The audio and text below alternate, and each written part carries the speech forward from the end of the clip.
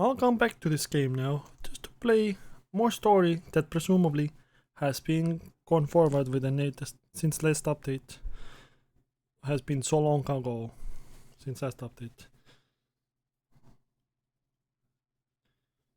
There was a huge download, so I'm presuming there's another story update that they haven't even tried yet. I only updated the game, but they never actually launched the game, so I don't know. That might be a huge update. What is this spam now? I don't give a fuck. Yeah, 3 months.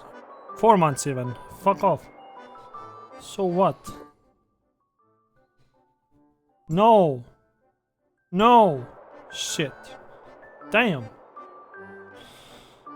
These numbers of these red dots are triggering the shit out of me. I need to click on them. I don't give a fuck. How do I get rid of them? Okay, good. Better not require me to do anything. Oh, what the fuck? What the fuck? What the fuck?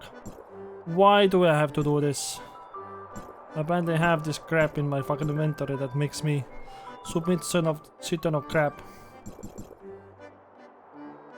Like seriously. See how glitched it is? Yeah, this game is completely neglected when quality control. Like, see how spotty this shit is. Don't have time for that. Or that. Hell no. Oh, I don't have time for this fucking competitive crap. Don't give a fuck, dude. Wow, what are you doing? What the fuck, dude? Okay, next crap. What do you want from me? Another trial avatar? Okay. Just for this. Just use it for this. Which server was it when you had to do presets? Yeah, it was here, right? Wasn't it here? It was. Warp server here, I don't know which one was this. That is bullshit. Oh yeah. 0 level. Damn! That's a lot of clicking. And it's still not max level. It's like far from 100. Damn! That's wasteful. Holy shit, dude.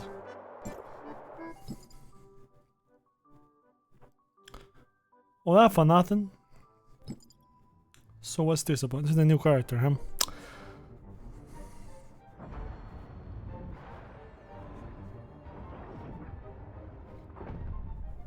Why is this sound so quiet?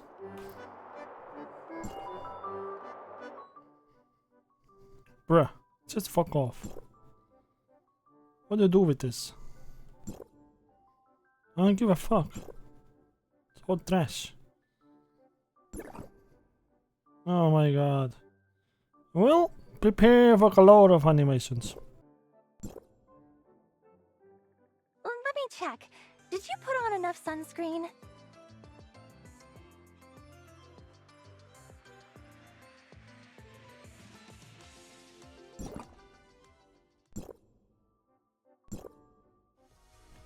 It's the same thing that we had last time, wasn't it?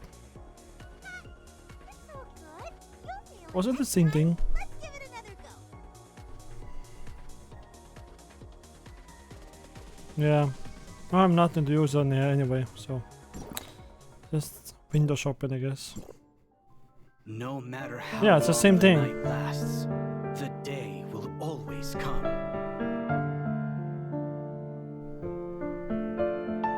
Thank you for coming to watch my performance.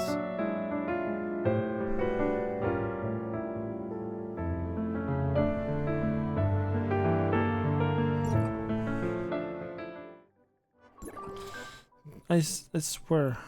This is temporary, right? I long for death. Okay, let's I see. fear nothing. Where's the warehouse? Let's see, where is this? Yep, 24 hours. So might as well create a set that uses this newest thing. Temporarily.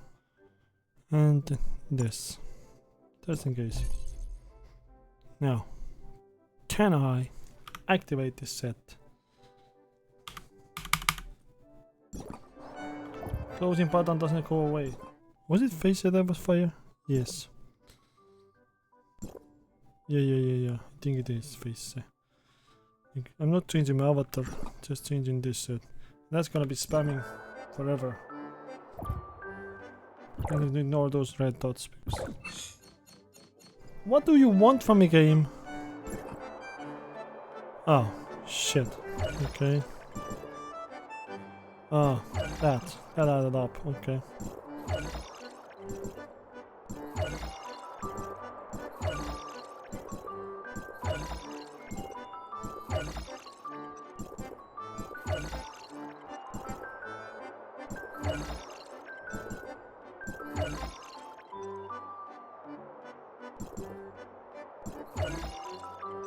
Time for a rest.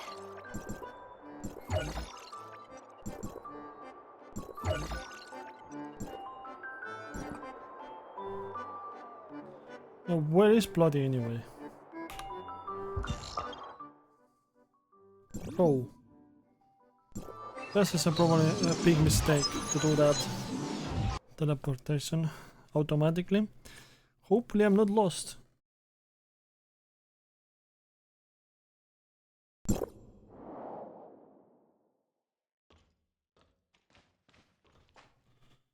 Okay, it's this weird city, but I forgot how to travel up there. I don't know how to get up there. Where's the access? How the fuck do I get up there, dude? Is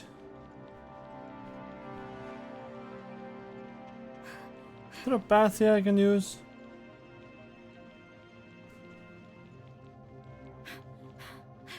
It's close, but also not close. Am I use? Am I supposed to like?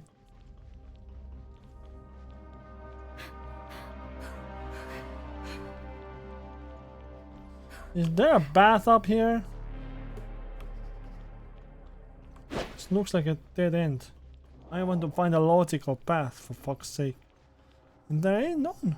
There just ain't none. This place is just inaccessible. I'm tempted to fall down to the lower level and I was in front of there, but for God's sake, make some accessible paths. I'm like getting further away from my destination because this crap is so fucking high and so far away. This is a bruh. There's literally nothing here. The endless walls and garbage. I'm just in a disadvantage right now. I have nothing to do here.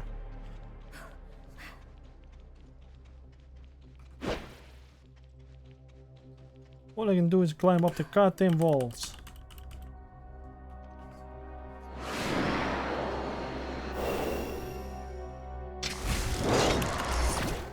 Okay.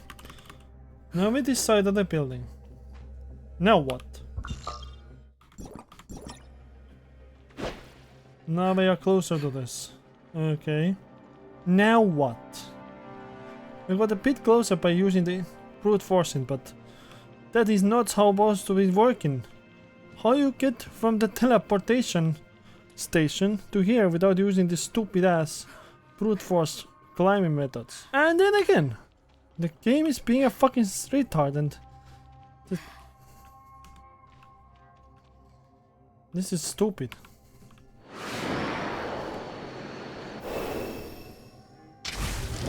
That's all I think I can.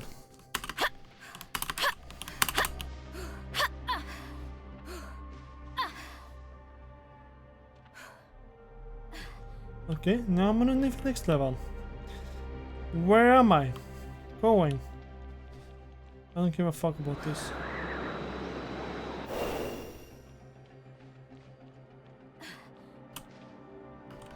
Okay. We got here. There's obviously a teleporter here. What the fuck, dude? Where is the fucking teleporter at?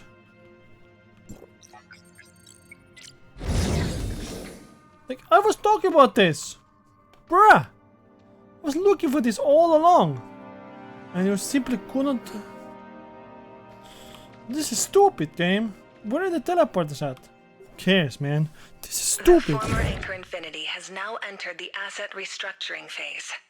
Work will be carried out under the guidance of a special task force jointly established by Apex and Hykros headquarters. The Project Astralis will be restarted with joint support from Apex and Hykros headquarters. This time, the Hope Fleet's objective is to delve deep within the space-time turbulence. Ms. Brevi, a scientist from Hykros' Special Task Force, has led her team to the Hope Fleet. Brevi's team is incredibly experienced in research on space-time turbulence. Bleep bloop! Long time no see, Authorizer. Oh, wait, I should instead refer to you as Acting Archon of District 4. Did I miss something? In fact, this was the first thing decided in the last meeting. Nanto and Veronica share their distrust of Hykros and insist you take on the role of Acting Archon of District 4. So since I'm the acting Archon, will someone eventually replace me? Don't worry. Nobody can take your place here. Hykros just wanted to make their position clear, which is why they added the word acting. In the future, District 4 will be jointly governed by Hykros and Apex. They trust only you, so your appointment as Archon is the first step for any future negotiations. So what kind of negotiations did you all have? It all comes down to 3 main points: the resettlement of the Kylians, the space-time properties of the Kylo, and Apex's restructuring plan. Which one do you want to hear more about? Start from the beginning. Now the Kylians can travel freely between here, Asperia, Vera, and beyond. Your friend Linsis can keep her promise too. Those who have passed can finally return home to rest. Claimed ashes will be returned to each family one by one. Unclaimed ashes will receive a communal funeral arranged by Hykros, so they can be properly laid to rest. When did you meet Linsis? Acting Archon, you could learn a thing or two from your Kylian friend. She's a real negotiator. Got Hykros to compensate her for her shop, fund her journey, and even cover the whole funeral. I'll think about it. Oh, there was some Kylian server. You know about it, right? That situation is indeed a bit of a headache. We've come up with some ideas, but that's also the main reason we wanted to talk to you. Helix Bio Inc. has been shut down, and we've taken over many of their related documents. To quickly awaken those who survived in the server, we've developed the Project Awakening. What can I do? First, to make sure their brains can safely disconnect from the servers, Voidpiercer needs to work closely with Lana to prevent server fluctuations from messing with normal Kylian society. Second, I need you to help convince Dr. Claire to join us. She's the top researcher in human consciousness and omnium technology, and her expertise will be crucial. I understand. Once I get back to Asperia, I'll do my best to persuade her. But about her and Hykros... I'm not forcing you to drag her here. Just do your best. Now that we're on the subject, there's one more thing I want to ask. Will everyone on the server survive? I'm afraid that's not possible. Miss Aglaya, as leader of the Project Awakening, already gave a detailed briefing at the meeting. The first Kylians connected to the server were seriously injured survivors of the space station disaster. Once they're disconnected from machine support, they'll need immediate medical care. Linsis's nurse friend, Ms. Legisis, will check and monitor everyone's health in Project Awakening and decide who has the potential to undergo awakening. What will happen to them next? If someone can't be awakened, we'll remove them from the server as quickly as possible. A specialist will handle their remains, with Linsis overseeing the arrangements.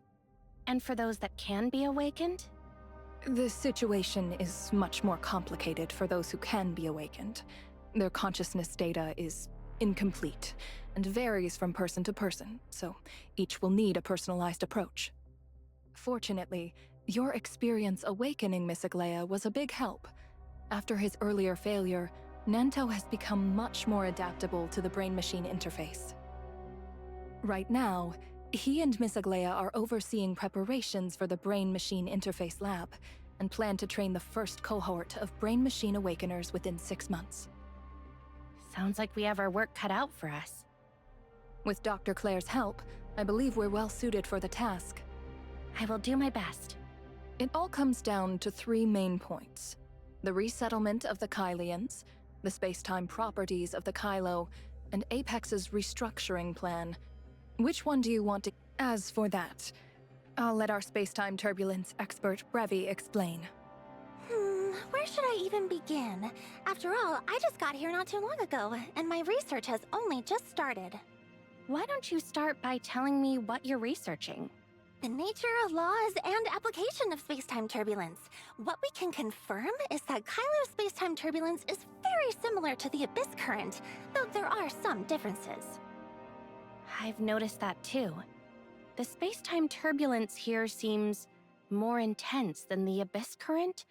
Or maybe it's just harder to predict? We tried using timestamp technology to build a larger Abyss current control device and push its power to the limit, but all it did was stabilize the space-time turbulence. Through various detection methods, including personally entering it, we've confirmed that Kylo's space-time turbulence cannot be completely shut down. Why? Does Kylo have a hive mother stronger than the one in Domain 9?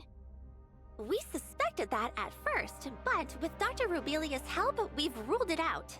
Instead, under Kylo's unique conditions, the Hive Mother and the gray space entity evolved into what we now call the Astral Hive.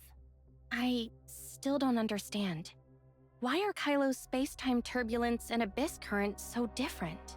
The emergence of an Abyss current usually signals a powerful gray space entity, like a Hive Mother, but Kylo's space-time turbulence likely comes from a massive, ever-fusing omnium mine. I just remembered. Those bugs on planet Noah. They have the ability to venture into the depths of a space-time turbulence to search for omnium. Yes, Dr. Robelia also believes Kylo's xenoid was once a special kind of gray space entity, a symbiotic organism tied to that massive omnium deposit. I still don't quite get it, though. Where did that massive omnium deposit actually come from? During the Cataclysm, the Kylo space station was orbiting Ida. Think of it as a signal amplifier. The omnium fluctuation from the explosion was amplified by it and transmitted to even further out.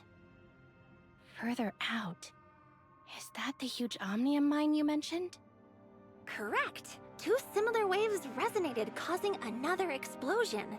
The ancestors of the Astral Hive, like the Kylians, were caught in the blast and lost their homes. So the space-time turbulence is a result of the explosion? How do I put this? Have you ever seen a quantum hole, like one buried underground with tunnels branching out everywhere? Or a house that's been blown apart? Are you saying the space-time turbulence is the Astral Hive's nest? Or the cracks torn open by the explosion? Aha! It's like a house built over a giant quantum hole. When the hole collapsed during the explosion, the house fell in. The Kylians lived in the house, the bugs lived in the quantum hole. So the quantum hole itself is a massive omnium mine, and those xenoids, after losing their home, are digging through humanity's ruins trying to find their way back?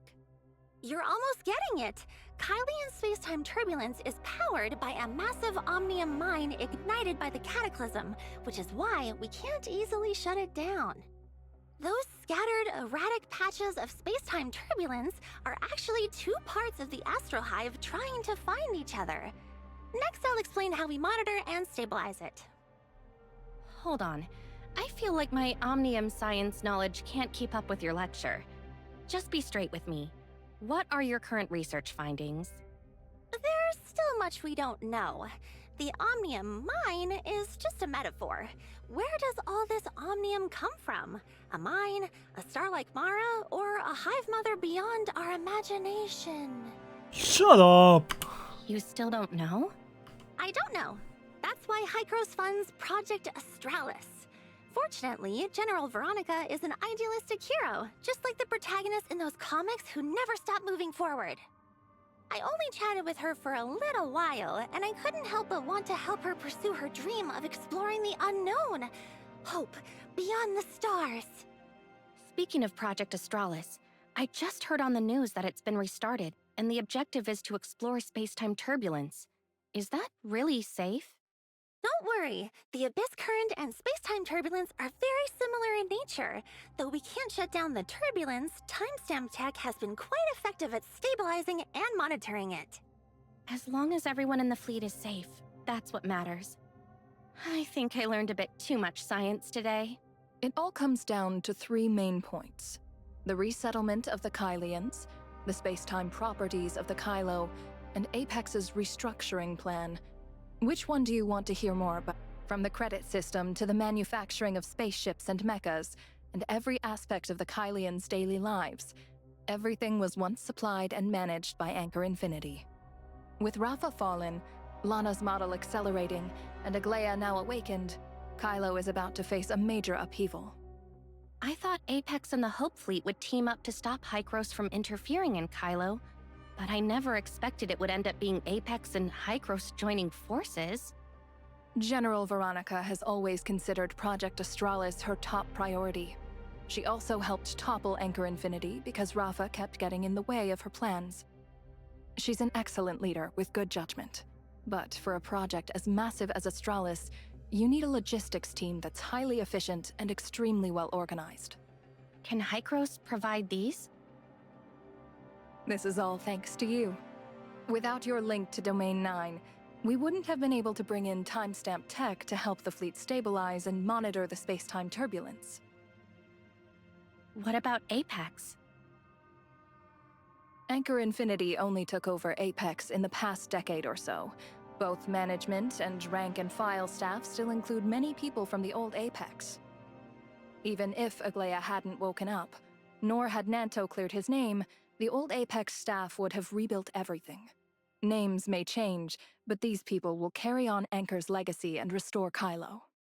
So, an independent Hykros branch here is unrealistic. Instead, you should bridge us to the Todd family to rebuild a new Apex with Hykros involved, so Kylo can get back on track as soon as possible.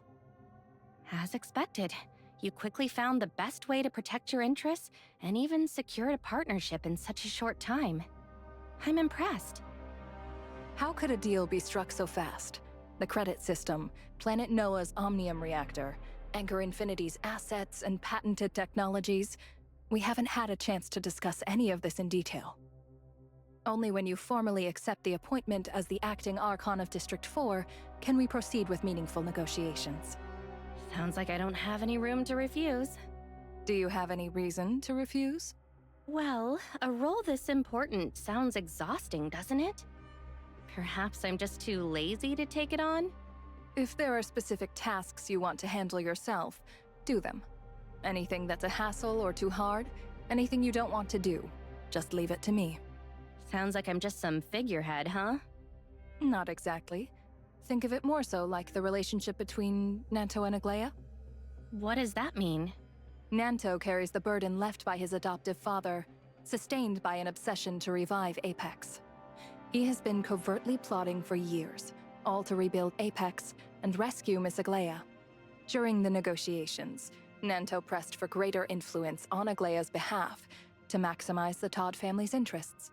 Unfortunately, Aglaia herself appears largely uninterested. Nanto has always aimed to fulfill Asurata's vision for the Todd family, which requires Aglaia's cooperation. But what Nanto wants may not match what Aglaia desires.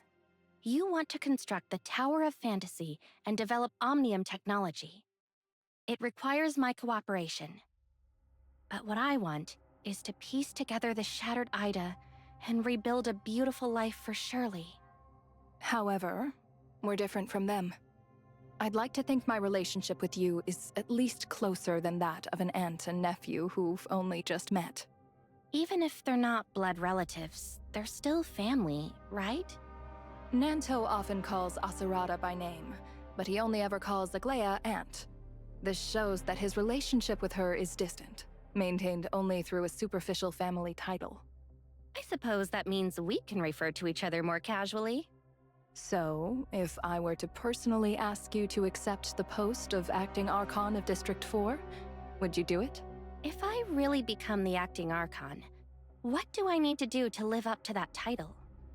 Is it possible for me to make Kylo a better place? What do you believe Kylo needs to become a better place? A place that wouldn't drive Acerata to his death. A place where Lyncis could live a decent life without having to rely on deceit. A place where Nanto and Veronica can uphold their ideals without compromising their conscience. A place where good people rarely turn evil, and evil people find no reason to do wrong. The environment can change a person, but not everyone will be swayed. Some people, when faced with challenges, are simply more likely to abandon their principles than others. No one is perfect. In extreme circumstances, anyone could be forced to sacrifice something. But if those circumstances never arise, no one would have to sacrifice a thing. Is this your insight into Kylo? No wonder everyone who comes to see me insists that you serve as Kylo's acting Archon. Not sure if I mentioned this, but I met pre-Cataclysm Acerata in the network.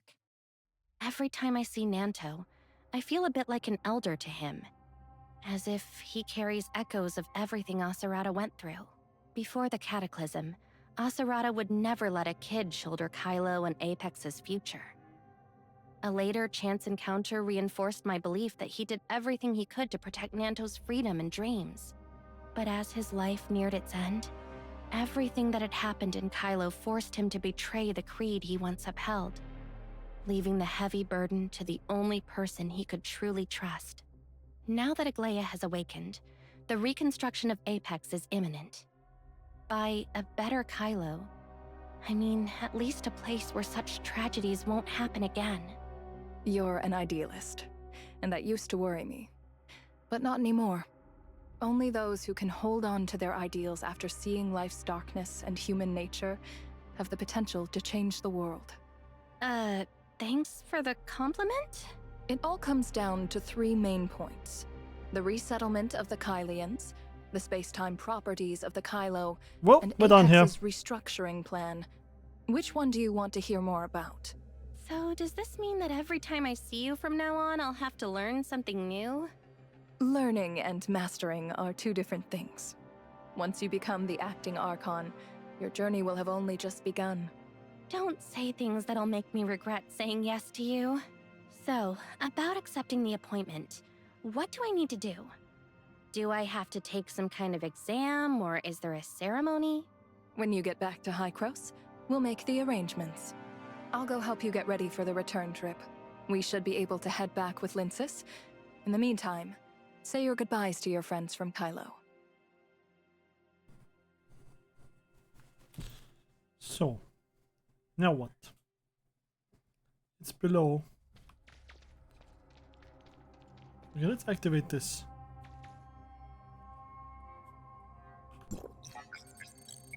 Let's try this.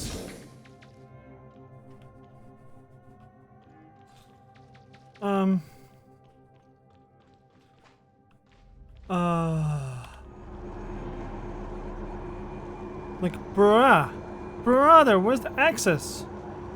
Through here? Okay. So this inside here.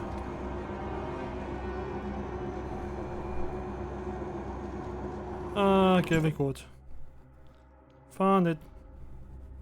Most of Anchor Infinity's people have been cleared out, and former Apex employees have taken over production line management at companies like Robocore Inc. Currently, Apex is still facing staff shortages, and Ravenport Shipyard is ready to take over the production line for civilian spaceships.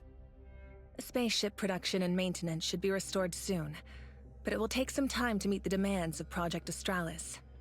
The biggest challenge remains the energy supply. Authorizer? It's been a while indeed. Hello. Hi, everyone. I'm going back to Ida, so I came to say goodbye. Why is Helene here, though? Veronica said I have extensive experience navigating space-time turbulence, so she invited me to be the fleet's navigation advisor. I see. By the way, I just saw the general speech on the news. Congratulations! Project Australis can finally be restarted. That may be true, but there's still a lot to do before we can actually launch the first fleet. What type of organization will Icarus and the Todd family form? And how will duties and collaboration work? Also, how will shipping, fuel, and related companies operate going forward? That doesn't even include details like personnel preparation or safety management. Only after all of these are finalized can Project Astralis truly be restarted. You're saying that in front of me on purpose, aren't you? Don't worry, I've already told Plotty I'll accept the appointment as the acting Archon. That's wonderful. You accepting that role is crucial for us. But you should still know that most of the specifics are still handled by Plotty and the other Hykros personnel. I'm just a convenient figurehead. Figureheads matter. In ancient warfare, some soldiers' sole duty was to remind each side of the consequences. And those soldiers were always the last to fall. Their presence was a rallying point for thousands. As long as they stood, there was still hope. You don't get it either, do you? General Veronica will sometimes suddenly say things I don't get when we discuss navigation plans, but sometimes in hindsight it makes sense. Thank you, Helene. I'll take the time to really think about what you said. Let's leave it at that for now. After I go, if you need anything, don't hesitate to reach out to me. Goodbye. Right. Am I really?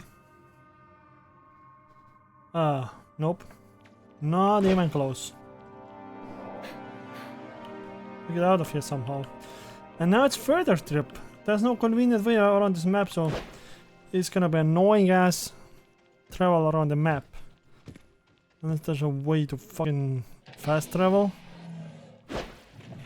Which I don't highly doubt it is.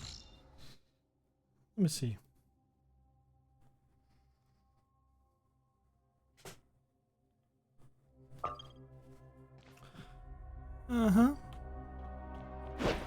It's closer, but still annoying. If it's in the same level, that is. Then I don't have to. A little bit annoying around the corner, though. There's no direct access to the scrap.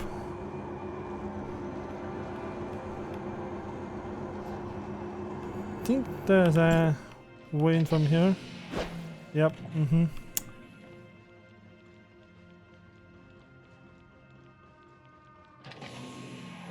Miss Lechesis, the Helix Bio Inc. data you requested is all here. The data left by Helix Bio Inc. is very detailed and can help Project Awakening a lot.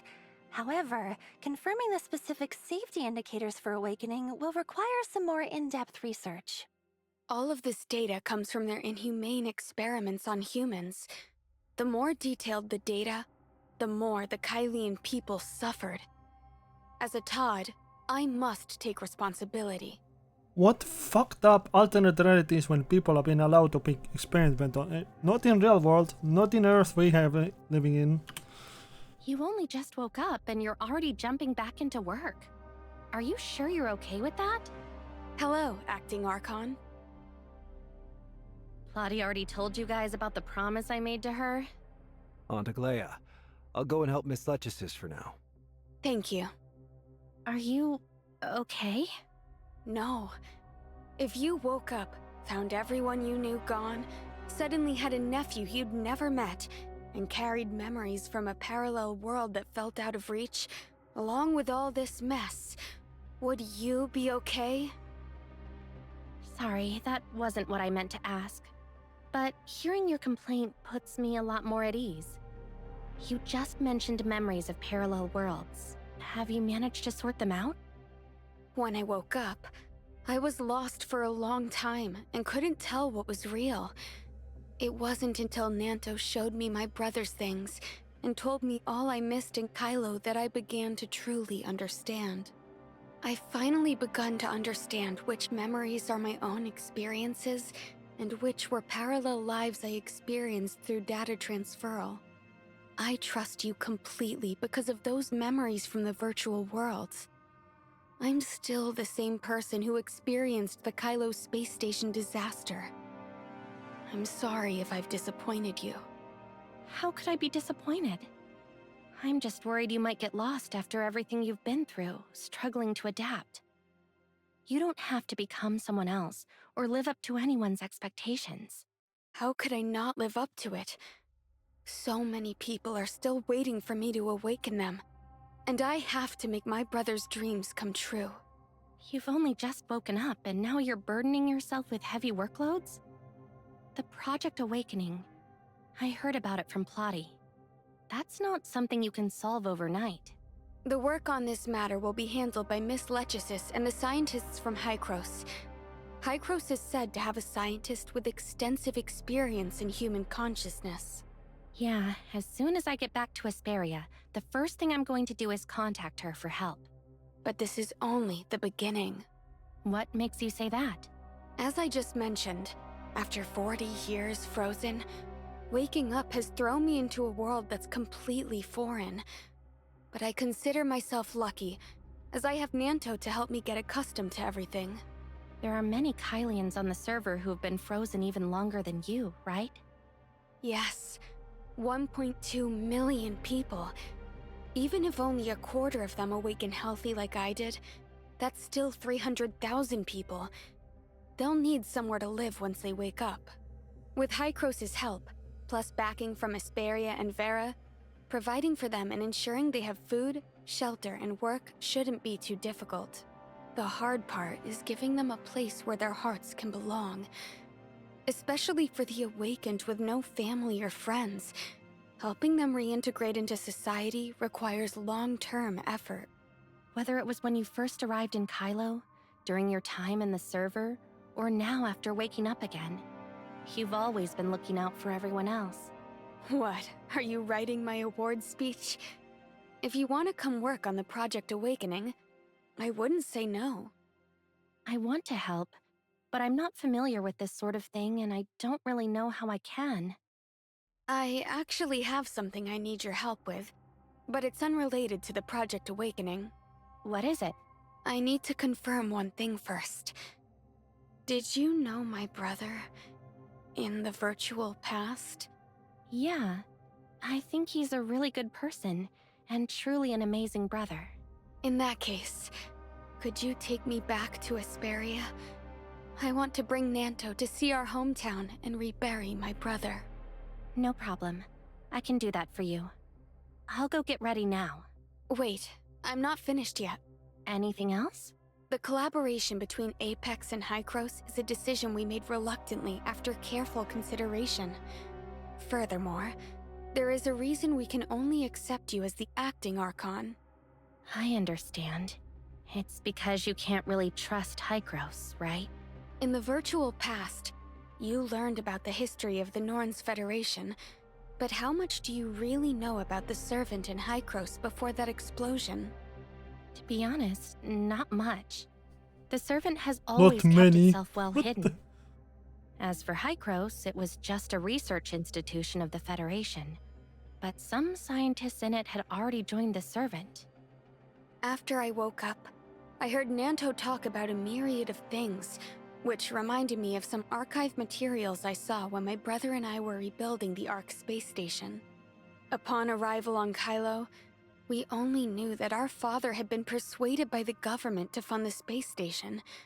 After the explosion, in chaos, only we could repair the space station.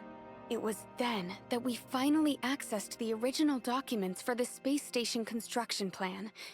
It turned out that Kylo's space migration plan was initiated by 3 scientists from Icarus. Not only that, they were also deeply involved in establishing several core subsidiaries of Anchor Infinity. Unfortunately, by the time we found out, they had already died in an air crash. So those scientists were actually the Servants hidden in Kylo? And Krog Hans, he was a high-ranking officer in the Norns Federation's Joint Defense Force, and in fact, he was one of the Servants. If I remember correctly, the Kylo Expo Hall recorded that after Anchor Infinity discovered Zeronium, they developed the credit system with the authorization of the Kylian government. Thinking about it, the Kylian government, Kylian military, and Kylian Hykros had all been thoroughly infiltrated by the Servant long before the Cataclysm. Yes. Nanto and I went back through the archived documents left by homecoming historians. Only now do we see that many events were being manipulated behind the scenes by the servants. Nanto's parents probably never realized, even until the end of their lives, that it wasn't their support for the homecoming that killed them, but that they had discovered traces of the Servant. By forming the Icarus Legion, Krog Hans betrayed the Servant for his daughter. But after knowing the horrors of this universe, despair drove him to continue the Servant's plan to welcome the Master. Do you think the initial members of the Icarus Legion might have actually known about the Servant's existence? Of course. The Icarus Legion had encountered more than one covert purge by Anchor Infinity. Lola and I are alive thanks to Krog Hans keeping everything well hidden. It appears Anchor's past suppression of the homecomers wasn't driven solely by power and profit, but by fear. If the Icarus Legion succeeds, the Servant will inevitably be exposed. You never realized that behind all of this lies the power of the Servant, which is why you always thought Hykros, the one who initiated the Ark Space Station project, was the enemy. Even now, we still don't fully trust Hykros. That explosion wiped out too many leads. No one knows how many servants survived or where they're hiding. Servants are known for hiding within other organizations, like parasites clinging to a host. That way, if their plans fail, they won't be exposed, and the blame won't fall on them. I'm telling you this as a reminder. They're incredibly cunning. Be extremely careful and scrutinize everyone you meet in Hykros. If necessary, you could use the network and talk to another version of me. From the details we uncovered back then, there might be things even more useful than the truth about the Cataclysm. Thanks for the reminder. I'll think it over. Now what? Is this in the same map even? Or no? I think it's in a different part of the map. Yes. Just use a quick travel, I don't care.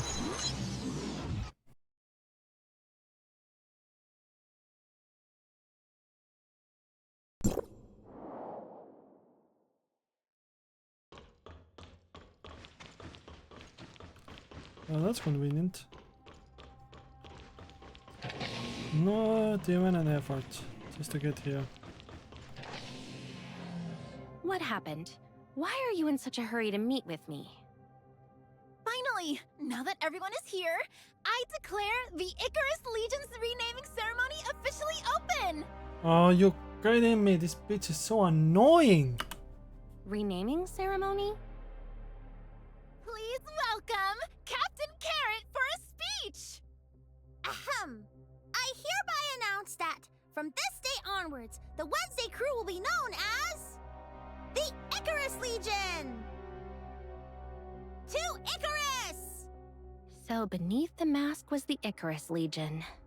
Grandma, I'm starting to understand the meaning of the wings of Icarus. Today, the Icarus Legion is taking you and everyone back home. I can finally go back and play with Hilda and the others. Why say such nonsense on such an important day? I'm the captain. I say what I want. You're just the first mate. You do as the captain commands. You're a child, and I'm your mother. You have no choice but to listen to me. Is this a bratty ass teenage looking bitch? How can you be any mother to anything? Shut the fuck up. As captain, I announce that we're adding a new segment to the renaming ceremony. Next, each of you will share your wish list for after we return to Ida. I'll go first. I want to go see Hilda and the others, and take Linces to see the ocean, the desert, the rainforest, and the flower fields, and eat a lot of carrot cake. Then, I wish to take everyone back to our homeland, hold a proper funeral, and lay them to rest. Then, I'll travel all over Ida with Carrot, and turn my shop into a chain across Ida. Ugh, greedy bitch. Second mate, it's your turn. Me? I want to reclaim all of Ida's land, to find my lost friends, and to recover my memories. Then I want to be there with you for everything you want to do. Surely, isn't there anything you want to do for yourself? Yeah, exactly. Surely such a fucking shadower. They don't have any ideas of their own. Wait a minute. Where's Mia? Huh? Mia? Mia.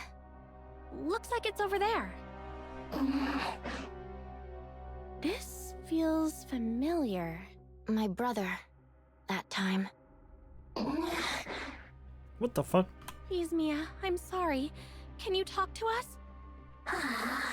When we get back to Ida, what do you want? We'll make it happen.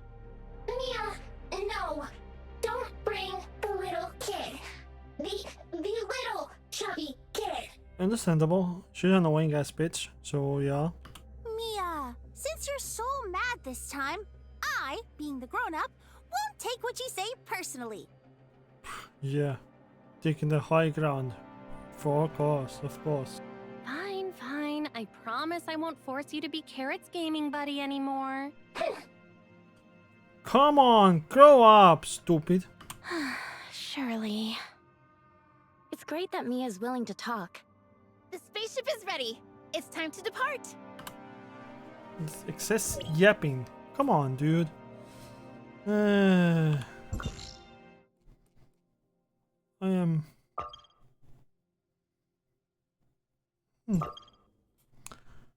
I'm going to that space rift because why travel manually if this is a convenient way to go there? Whoa, that's fast. Okay, never mind.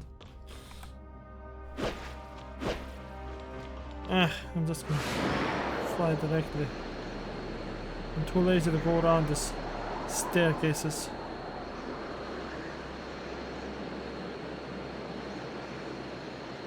Damn, this throw distance is ass.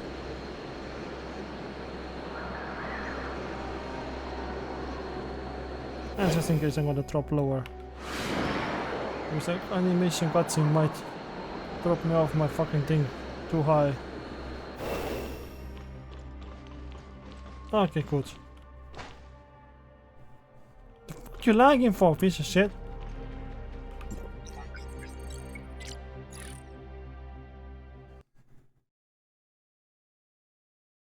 Yanuo? I didn't expect you'd be the one to come pick us up. But why do we go through the spaceship to go to the network? Can I just teleport to the fucking Icarus to do that? Welcome home, Acting Archon of District 4. Archon Alric is waiting for you in the conference room. Please, follow me. As for the other guests, someone will be here shortly to attend to you all. I can't believe it's Archon Elric. Archon Alric is busy with public affairs, so please don't take up too much of his time. After meeting with you, he'll still have to help receive those 2 Apex representatives. You mean Aglaya and Nanto? Yes. Done talking already? I don't want to trigger another scene before the talking is over. Oh, never mind. It's justified to be a little bit paranoid because it has happened so many times in this game. To help you get accustomed to the role of acting Archon, Plotty suggested that I assist you. Coincidentally, I've also heard about the funeral you're holding in Asperia. A funeral? Am I incorrect? I received a list of Asperian victims from the Kylo space station, and a request for a collective funeral submitted by Ms. Linsis. You were correct, but I didn't expect Archon Elric to be so concerned about the funeral. From now on, call me Elric. You're now an Archon of District 4. It's time to start acting like one. Elric? What would you like to know? As a District Archon, what exactly do I have to do? The District Executive Officer is the highest authority in the district, and all matters, big and small, must be reported to you. However, the key issues vary from one district to another. For example, District 9 has long since focused on research into aberration and omnium. District 7, meanwhile, has been dedicated to improving the local environment and constructing urban settlements. Kylo's primary focus is the space-time turbulence research and the Project Awakening. That's how it is. But Kylo isn't the same as Asperia or Vera. Hykros plans to co-govern Kylo with Apex, so how much the District 4 can achieve will depend on the upcoming negotiations. Plotty is much better at this than you are, so leave it to her. Your close ties with Apex will only work to your advantage. Plotty mentioned something similar. My experiences in Kylo and the people I know make me the best candidate for this position. After all, a District Archon rarely handles hands-on tasks. Their main responsibility is to make the right decisions and ensure others can carry them out without distraction. This requires everyone to trust you completely, both those who report to you and those you must report to. Take me, for example. My research talent doesn't come close to a genius like Brevi, and in combat, I can't hold a candle to an executor like Yanwo. In other words, I became an Archon not because I possess any extraordinary talents or abilities, but because I'm the person the HQ in District 9 trusts most. You're a member of Hykros who's been through the Cataclysm, so of course they trust you more. I think I'm starting to understand what you mean. But like you said, Kylo, Asperia, and Vera are all different. I should probably take some more time to really think about how to be a good acting Archon. Why are you so focused on the funeral? Is it really that important to you? This is the symbolic beginning of the collaboration between Kylo and Hykros, and it's also a sign that we've reclaimed a new sub-district. Naturally, this is very important to HQ. Forget it, you're an Archon now. There's no need to speak so cryptically. The production of the T5 suppressor was essentially a case of acting first and reporting later. Trying to get HQ's approval before implementing suppressor upgrades is simply too slow.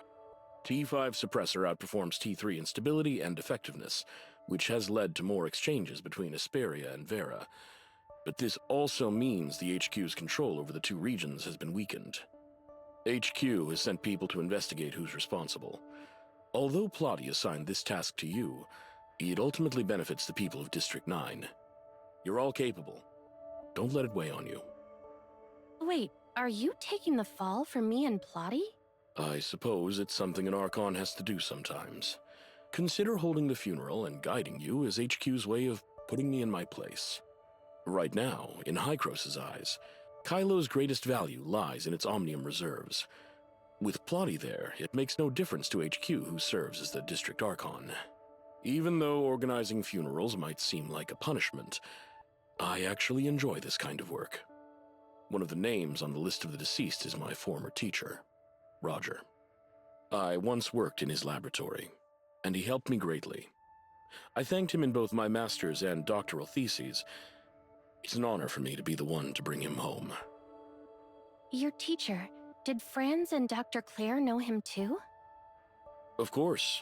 Mr. Roger was Henry's PhD mentor, and he also taught Claire and Loon. Speaking of which, I have a rather presumptuous favor to ask. You're not seriously thinking of inviting Dr. Claire to the funeral, are you? Actually, I am. This is a good opportunity to have a proper chat with her. I'm currently planning a trip to Cetus Island too, so I'll keep that in mind. But I can't guarantee she'll agree to come. I understand. Still, I'd be very grateful if you could help deliver the message.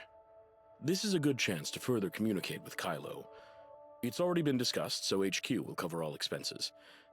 I've asked Franz to help with the funeral arrangements. He should have arrived by now. That makes things a lot easier. Thank you, Elric. I've said what needed to be said. I know you and Shirley are eager to visit the shelter, so I won't take up any more of your time. Now I need to attend to 2 distinguished guests from Apex.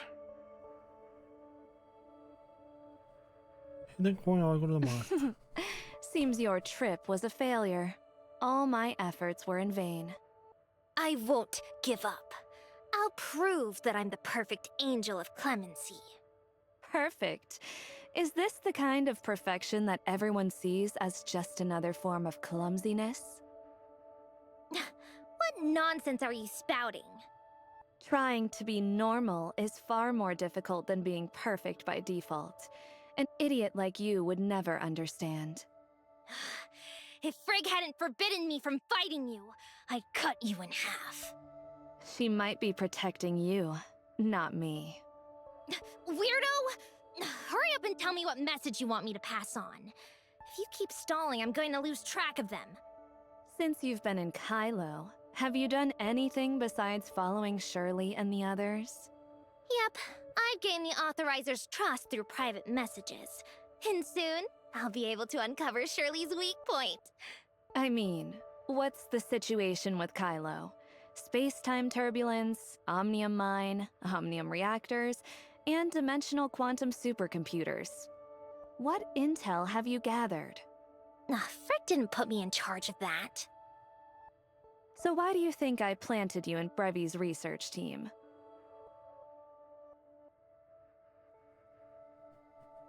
Never mind, I've compiled bytes of intel. It's on you to bring it back. I still have to run errands for you? This is Hykro's headquarters. Don't even think about following me. I can get you out safely another way. Come with me. How about Shirley? They'll definitely head back to the shelter. We won't lose them. Great! You done now? Really? Right. Okay, yeah, we was in Icarus. We was in the fucking... Of course. Directly teleported to the Icarus' zones from the spaceship. We just skipped all the travel and everything. Just doesn't even show any iconic space travel zone even. Directly here, Mr. back to the Ada. It's been a while. Long time no see, Shirley. Oh, if it isn't our acting Archon of District 4. It's been a while. Congratulations on the promotion. Mr. Franz, with that tone, you're making it hard for me to thank you. Introduce me to your new friends. They're honored guests who've come all the way from Kylo, and I'll make sure they're well taken care of. These two are the current heads of Apex, Miss Aglaia Todd and her nephew Nanto. This is the organizer of the funeral, Miss Linsis, first mate of the Icarus Legion. As for the person next to her... Carrot, I've heard so much about you. You really drove Hilda up the wall back then. I'm now the captain of the Icarus Legion! All right, Miss Captain. Hilda's already made you some carrot cake. Want some? I want to bring Sis Linsis with me! It's Mommy Linsis. Cringe! All right. Everyone go ahead. Nanto and I are going to part ways with you for now. We have our own matters to attend to. Let's meet again at the funeral once everything is settled. Miss Aglaia, the Cataclysm did bring some abnormalities to this place, but not everyone is gone. What do you mean? Though the Cataclysm destroyed everything, some people, whether through fortune or misfortune, didn't just survive it. They've lived on to this day, like me. Before the Cataclysm, I met your father through work. If this place feels too unfamiliar to you, feel free to come talk to us elders sometime. We might be able to help you reconnect with it. We trust the Authorizer and hope Kylians have a better life in the future. Which is why we cooperate with Hykros. But work is work. We'll decide for ourselves who's really a friend. Whether here, in Vera, or in Kylo, we were all victims of that disaster. We're not so different. No matter what you think, to me we're all kin. When it comes to Hykros, plenty of us, including me, hate them as much as, if not more than you do. Complaining and being angry is natural, but it'd do you good to find someone to vent to. There aren't many left who can reminisce with Miss Aglaia. It's just me, this old codger, checking in for a fellow townsperson. Whether we reminisce or not is entirely up to her. Honestly, we're just really glad to see a young person like you finally come back home. If we can't reminisce, then let's vent about Hykros together. Those types of talks go nicely with some wine. Thank you, but we have other matters to attend to. Thank you for your suggestion, but we have our own arrangements. I just spoke with Mr. Elric earlier. We will certainly arrive on time for the funeral. All right. I won't keep you two from exploring Asperia. If you have time, feel free to drop by the shelter and bang us anytime. Everyone's really looking forward to welcoming our fellow Kylians back. Thanks. Farewell for now. Nanto, let's go. Farewell, everyone. See you. Mr. Franz, at the funeral, we'll only bury ashes and belongings that are unclaimed. Some ashes and belongings still have claimants. I know. That's why I want to take you with me. Along the way, we can help those people reunite with their family and friends. Regarding the funeral, there's a funeral home called Hypnos Agency that specializes in this. I'll need to trouble you, Archon, to pay them a visit. You can count on me to make sure the funeral is handled properly. Where's that place located? I'll send you the location right now. Just follow the directions. It's in Bangas.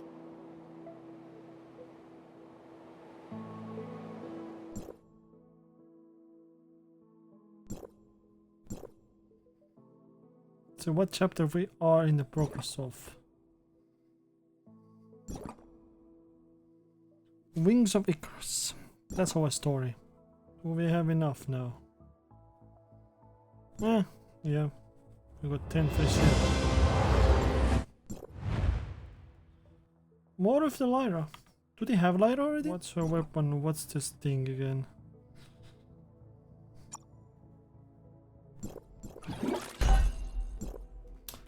Well, fuck. It's not even high enough level to use. Yeah, it's a new one. Please watch over me. Yeah. Okay. That was the other fucking server I had this one. I see. Okay. Now, star chart. And...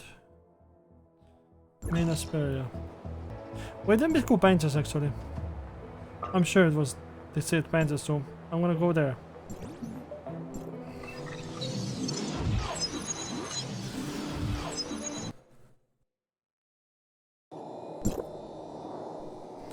Yep. What did I tell you?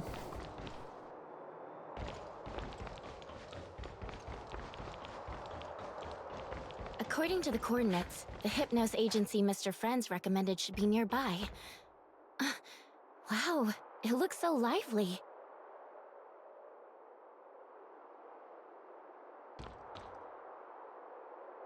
Hey, I claimed this spot. No cutting in line. What the hell? Quick! Sit down! Sit down! This time, I really have to see how this trick is done. Welcome everyone to Who the fuck's Barry? Kingdom of Magic. Just to reach out your hands and your very own miracle will appear once more. Hello again, kids. I bet you can't wait to get started. The show is about to start.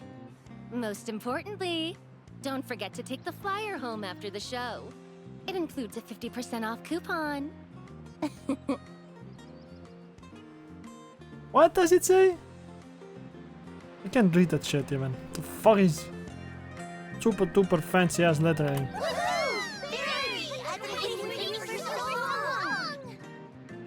Last time, the story followed me, the brave crow girl who crossed time, endured countless hardships to return to Ida from 1,000 years in the future to find the Reaper, foretold to end the curse. After a long search, today Barry finally seems to have sensed the Reaper's presence. However, she still doesn't know whether the Reaper can truly end the curse. This looks so fun. I didn't expect Asperia to have a talent show nowadays. Can we stay and watch a bit longer? Sure, we've still got some time, so Oh, this is let's some watch side a bit activity? more. It's not even related to story. Fuck this. To celebrate the Reaper's appearance and Hypnos Agency's 30th anniversary, Barry will pour her heart into a special performance. Death Contract. Death contract? That sounds terrifying. Pussy. Barry will uncover the Reaper among you, then have the Reaper cut her in half. If Barry doesn't survive, it means the Reaper is real. Huh, look at you all frightened. Still being a little brat, huh? This is actually an ancient magic trick. The body separation technique. Don't worry, she won't die. She can be pieced back together again. This magician really knows their stuff. No wonder they're so popular. Let me see. Where is the Reaper? Found you, Reaper. Is she looking at us? You two over there. Quit gawking. Yeah, you. Come up on stage and let me see whether you really are Reapers. Looks like she's talking about us. Okay. Well, when in Rome. Shayla and I stepped on the stage to join the magic performance. The two Reapers have taken the stage. Could you please check whether the boxes and the chainsaw are working properly? We inspected the boxes and the chainsaw. Thank you, Miss Reaper. May I ask your name? Me? I'm Shirley. The box is all good, by the way. Great. And another Reaper. What's your name? I'm the acting Archon. Oh, China Galactic, please tell me my name. Why they can't just spell it? Is the chainsaw ready? Without a doubt. When Barry lies down in the box, don't hesitate. Use the huge chainsaw in your hands to mercilessly tear apart her tiny body. What the fuck? Okay. There has to be some trick involved. Like the regular, real life, you know. They hide in one half of the box instead. Can Barry, the magician who's performed countless miracles, escape the fairy bound for the Styx and avoid making a pact with the Reaper? Audience, don't take your eyes off this.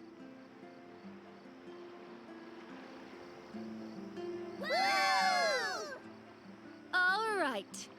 Barry has been locked in the Reaper's cage, unable to resist, powerless, and with no way out.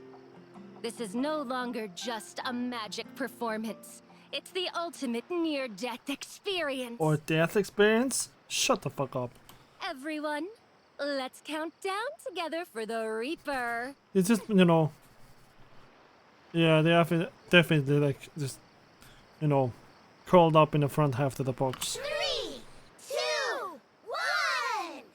1! Reaper, what are you waiting for? Give me my sweetest release. All right, I'll get to work. Huh? Where's the sound?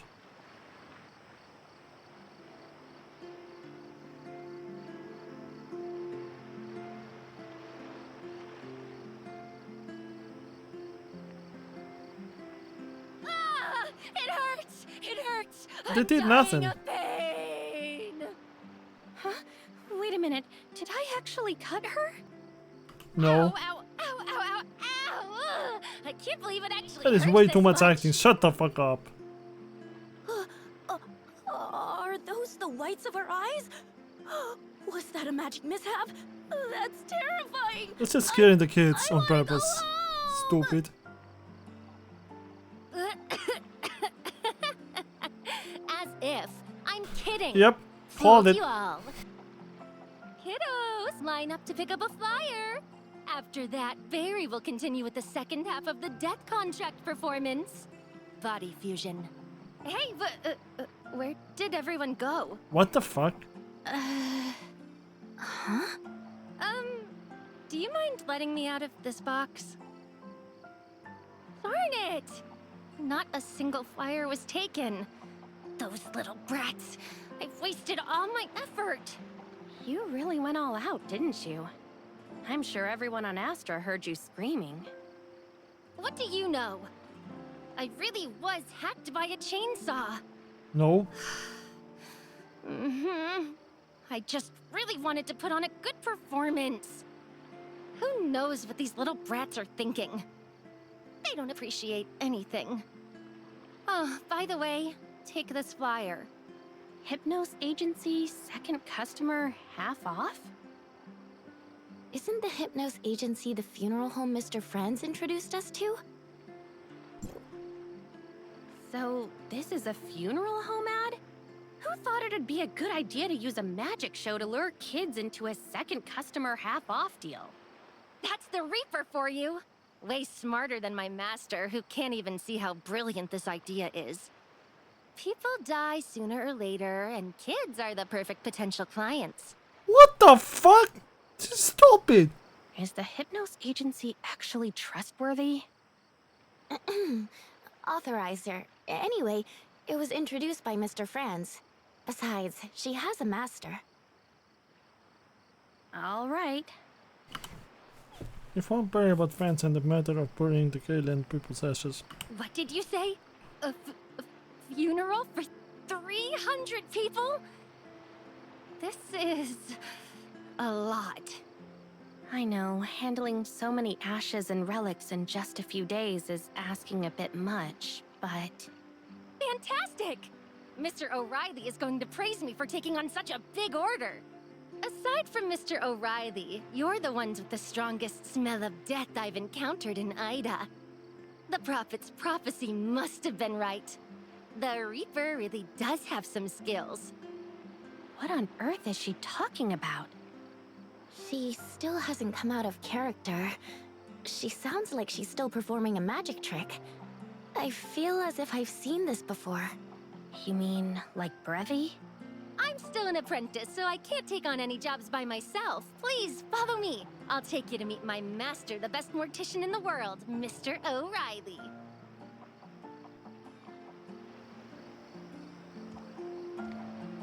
Damn, it's been a long time when we last watched this section of the map. Like, it was like a beginning of the game completely almost. Yeah, it was years ago.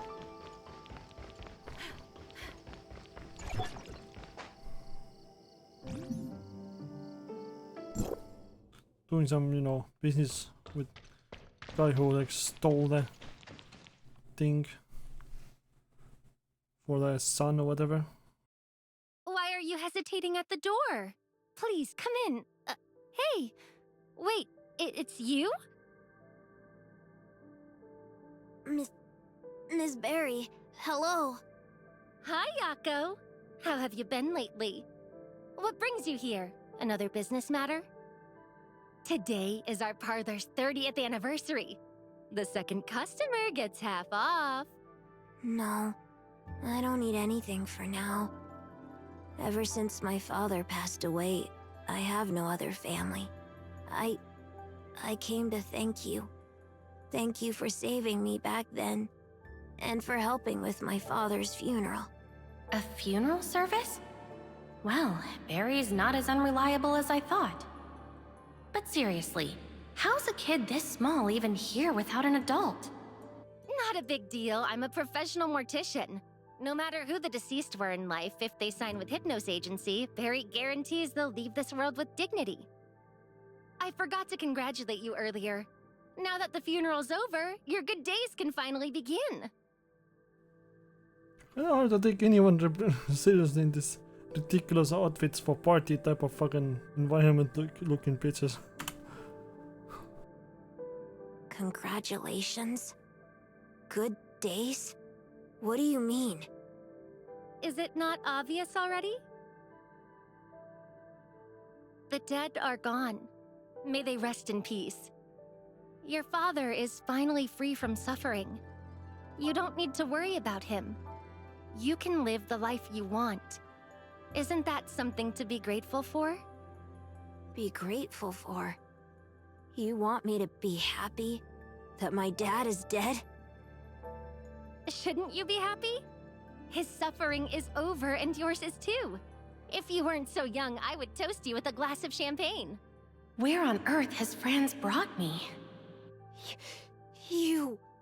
No need to thank me. I'm just... Oblivious, asshole. Stop making fun.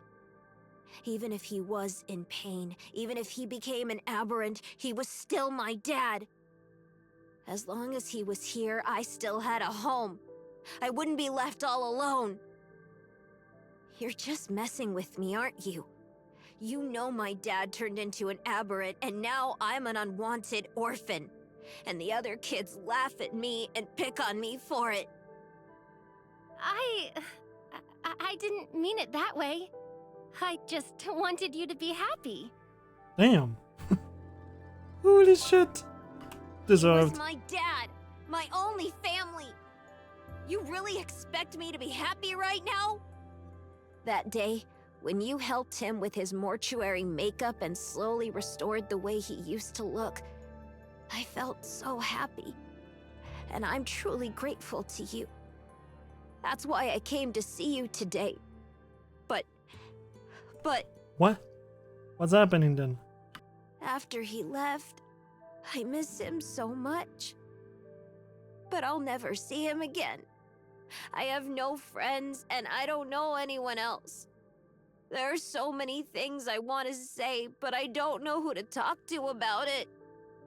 I really thought that since you had seen him as he used to be, and helped me lay him to rest, you'd understand me. I thought I could share everything in my heart with you. But you actually... That was weird. This is still put it up. You're just cold-blooded and heartless. You What don't is happening? understand anything at all. What is this weird ass interaction of the animations? Just keep falling over like fucking. What the fuck? What do you mean, don't understand? Watching someone you were once so close to gradually weaken, lose their mind, and even hurt you? Over time, all you can hope for is that they find relief. Bruh, I'm just trying to get into emotional side of the story, and this bloody ridiculous animation fucking interactions that have no fucking logical sequence. Just keep fucking. What the hell? Now that your father has freed himself from those heavy shackles and found the peace so many long for, shouldn't you feel happy for him? Don't you feel the weight in your heart has finally lifted? Huh? What on earth is this mortician saying to a little boy who's lost his father? Yeah, this. What the fuck is. This is Uncanny Valley. What kind of place is the Hypnos Agency? This place is literally the worst funeral home in all of Asperia! Yeah, I would believe that. Oh, you fool! Are you trying to annoy all the customers to death just to boost your sales? Bruh, I would think so as well. Master, are you feeling better? Sorry, kid. My idiot apprentice is missing a screw. Mm-hmm. The dead are free from pain, but the living still hurt. I never taught her that it's my fault as her master. Oh, you idiot. Hurry up and bring the guests inside. So this is the Hypnos Agency. It's my first time in a place like this, and it's bigger than I expected. Okay, only the fucking Barry is the retard here. The main character might be, who's reading this, O'Reilly, might be actually a decent host of the thing. I'm John O'Reilly, owner of Hypnos Agency. To all our guests, especially this little one, I apologize. My failure to discipline my apprentice led to those strange offensive remarks. You don't say. Since you're still in mourning, if there's anything you or your father need, please let us know. The Hypnos Agency will do its utmost to help. I do need help, so thanks for saying that. But right now, They're all dressed in such outlandish clothes. So why are Mr. O'Reilly's words still so convincing? This entire fucking land of the game, entire fucking universe is outlandish. Why are you saying that? Why is this fourth wall break randomly? O'Reilly. Huh? Wait a second, that surname. I feel like I've heard it somewhere before. Master, are you alright? When you scolded me just now, your energy felt weaker than usual. Barry, what are you mumbling about? Hurry up and apologize to our young guest. Why should I apologize? I was just congratulating him with good intentions. Logically. There's no logic in this. What the fuck, dude? Bitch ass. How dare you talk back? You idiot! Are you trying to ruin my reputation? Tell me, do you even remember the responsibilities of a mortician? Let the deceased depart with dignity and help the living to find peace. And you did exactly opposite. What the fuck are you talking about? Let the dead depart with dignity. Fine, you managed that. But help the living find peace. Don't even act like you've succeeded. I doubt you even tried. Yep, exactamundo. Don't have to be dishonest anymore. Isn't that nice? What did you say? Mr. O'Reilly. Yako...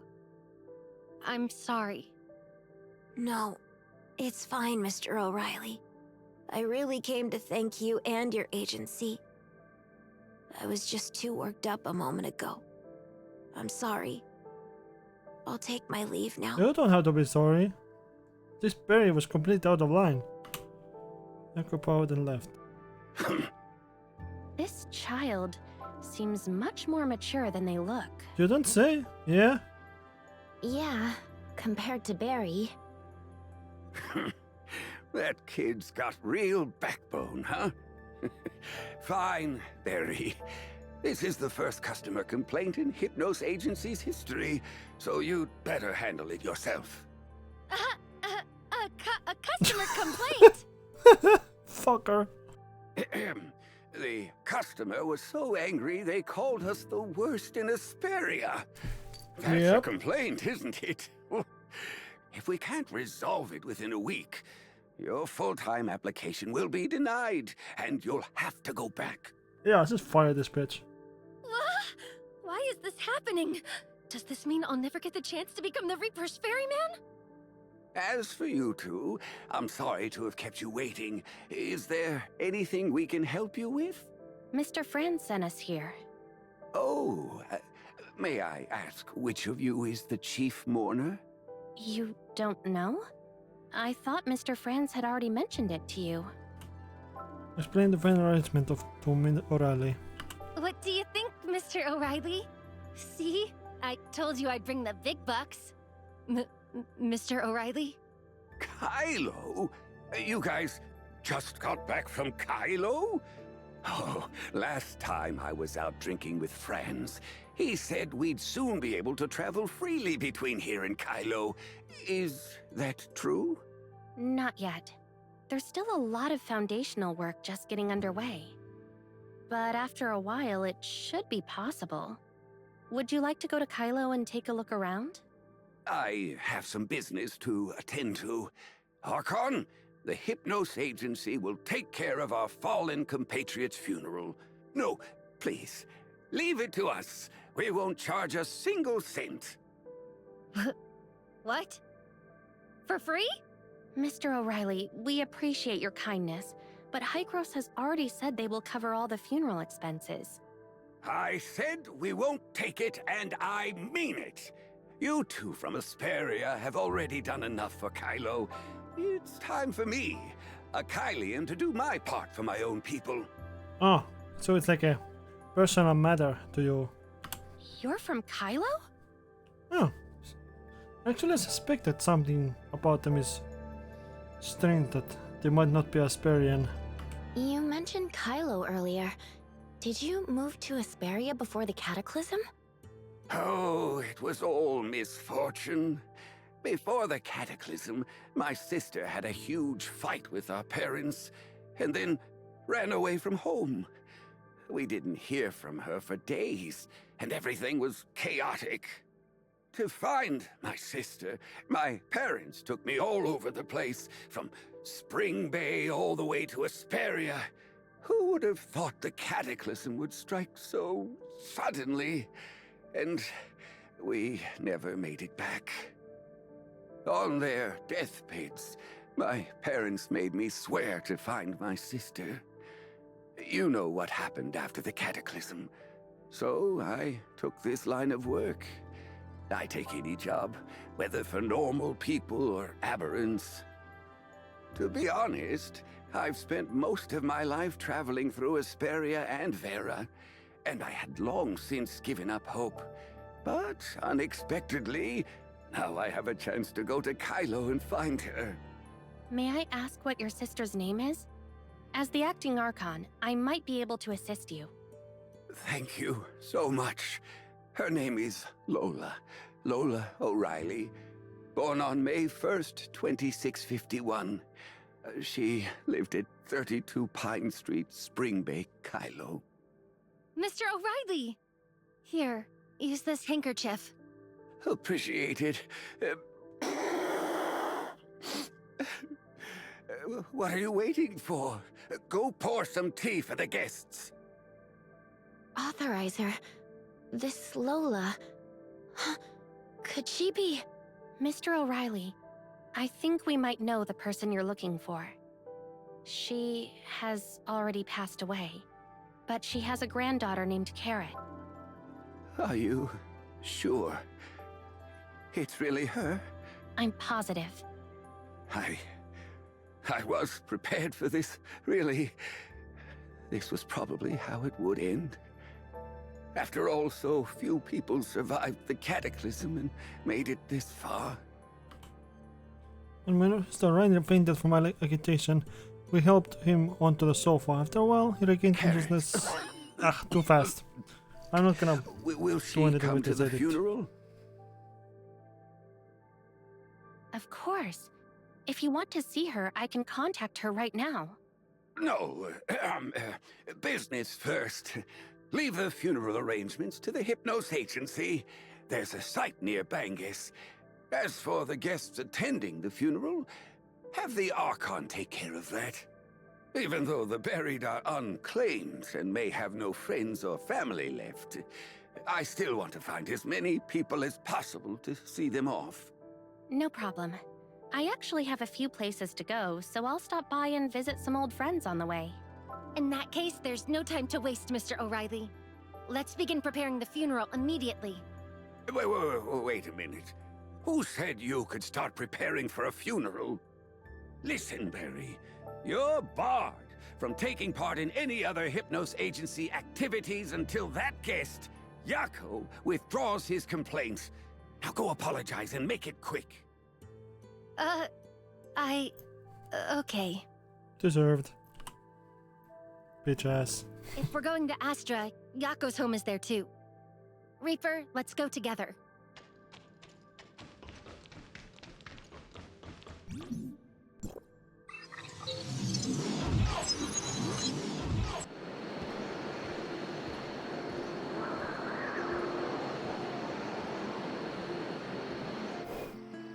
Grandpa Dias, this box is really heavy.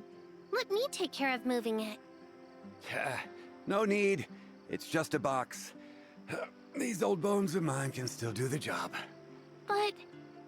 But what? Or are you just treating me like O'Reilly's apprentice? Like I'm still a kid? I was just worried you might hurt your back. Wait, isn't that the Authorizer? And Shirley? And Barry too? What are you three doing together? Hey, Old Man Dias, I saw everything. Leave the box halving to Hilda. Overexerting yourself isn't good for your back. That crazy crow girl? Who do you think you're calling old? Authorizer, Shirley, long time no see. You two really are something else. You hardly ever come home, and you didn't even stop by to see me.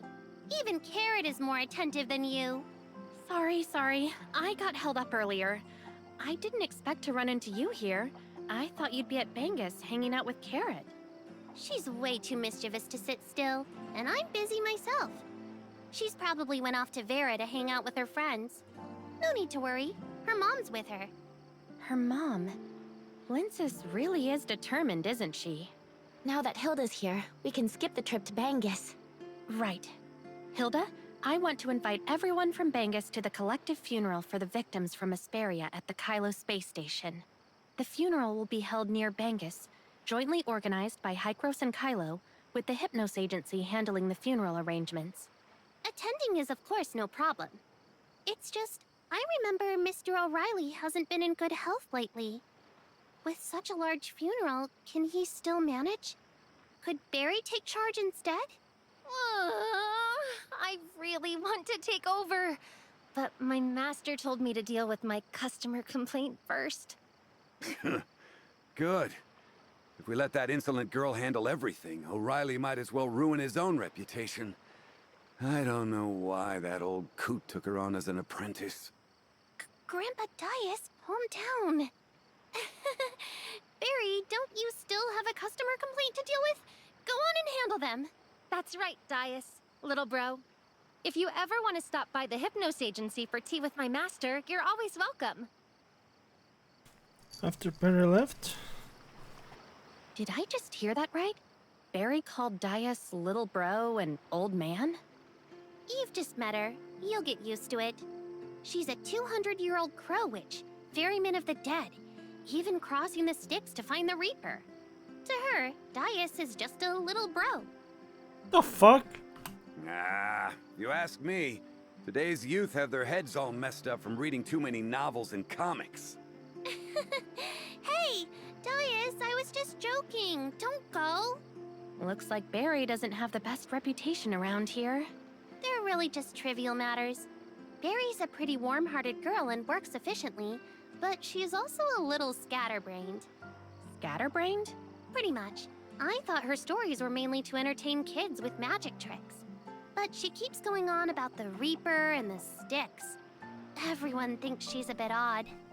All crazy. Cool. Especially Grandpa Dias. He's the most sensitive. Last time he had tea with Mr. O'Reilly, Barry got him so worked up his blood pressure spiked, and he canceled his coffin reservation on the spot. I got so caught up chatting with you that I forgot I've got a shipload of goods to check. You go on and take care of that. We should go see Celine now. All right, I'm off. We'll definitely attend the funeral. Don't forget to tell me the time and place. Goodbye!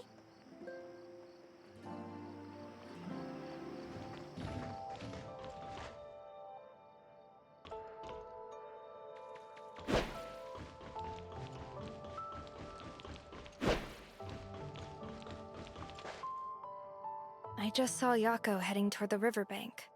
His expression was terrifyingly grim. He must have been bullied again. Worse than that. Sensible kids tug at your heart. Yako always keeps things bottled up, just like his dad. I'm not good with words and don't know how to help him. Celine, what do you think? I understand, Eureka. Mr. Collins has helped the shelter before. Leave Yako to me. You should go back and take care of things. Celine, we're back. Why'd you both come back without giving me a heads up? Now that's what I call a surprise. If you'd given me a heads up, I could have made time to properly host you. I've got something urgent to take care of right now, so wait here for a bit. I'll be back soon. Wait a second, Celine. Are you going out to find Yako? You've got a keen ear. That poor child. His father became an aberrant not long ago, and now... He's buried by the Hypnos Agency? Well. The Archon of District 4 is more well-informed than I thought. Actually... Told everyone to shelter about meeting Yako at the Hypnos Agency, invited them to the funeral. Don't worry, we'll definitely be there. The specific time and place are set, just let everyone know. As for Yako, it's Barry again. I get a headache every time I hear her name. Looks like Barry is quite the celebrity, huh? You have no idea. Today, she's handing out funeral promotion flyers to kids, and tomorrow she'll sell joint burial plots at weddings. Just the other day, she nearly stuffed a drunk into a body bag. The fuck? After all these great deeds, a blessing for an orphan who just lost their father doesn't even shock me anymore. Mr. O'Reilly's supposed to be a reliable mortician. How could he have trained someone like Barry? That's unfair to O'Reilly. He's been a mortician in Asperia for years, and Barry only became his apprentice a few months ago. If it weren't for his age, he probably wouldn't have taken her on. So, does Mr. O'Reilly have any other apprentices? Not many people want to be a mortician, dealing with corpses every day. Not to mention the Hypnos Agency has special services that other funeral homes would never take on. Like what? Aberrant embalming. Like Yako's father? Yes, People have always avoided aberrant corpses, even though Hycros proved long ago that they aren't contagious. The fear left over from so many years isn't easy to dispel. O'Reilly has been searching for an apprentice for over a decade, but those who came either ran away from this special business or couldn't handle his strict demands. Until Barry showed up. Despite her quirks and odd things she says, she's truly excellent at embalming. That's why O'Reilly values her so highly, even if it doesn't seem like it. Don't be fooled. Mr. O'Reilly may yell at her, but that precious apprentice can't be criticized by anyone except him. Whenever I go to complain, he always stops me. Willing to lay aberrants to rest. Could Barry and Yako possibly be orphans too? Their parents having turned into aberrants? I don't really know. I've only heard that once O'Reilly went out to the wasteland outside Bangus to handle the bodies of aberrants.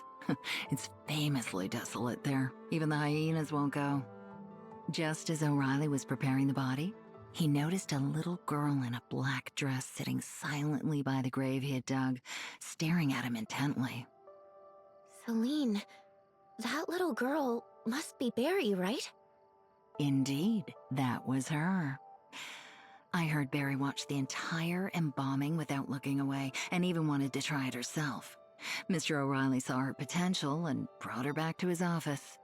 I bet Mr. O'Reilly never expected to end up with such a troublesome apprentice, huh?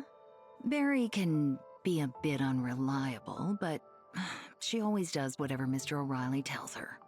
Besides, everyone's happy to humor Mr. O'Reilly, so nothing serious has ever actually come up.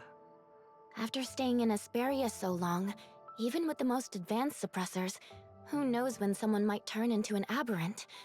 By then, people have no choice but to rely on the Hypnos Agency. But I feel like this customer complaint is different. Mr. O'Reilly said that if Barry can't resolve it, she won't be able to stay. Is it really that serious?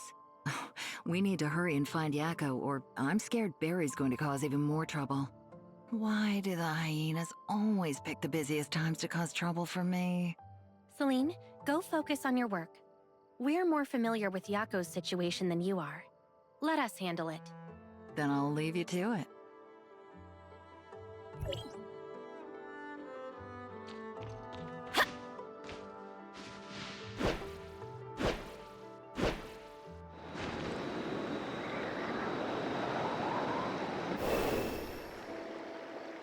That should be the riverbank Celine mentioned.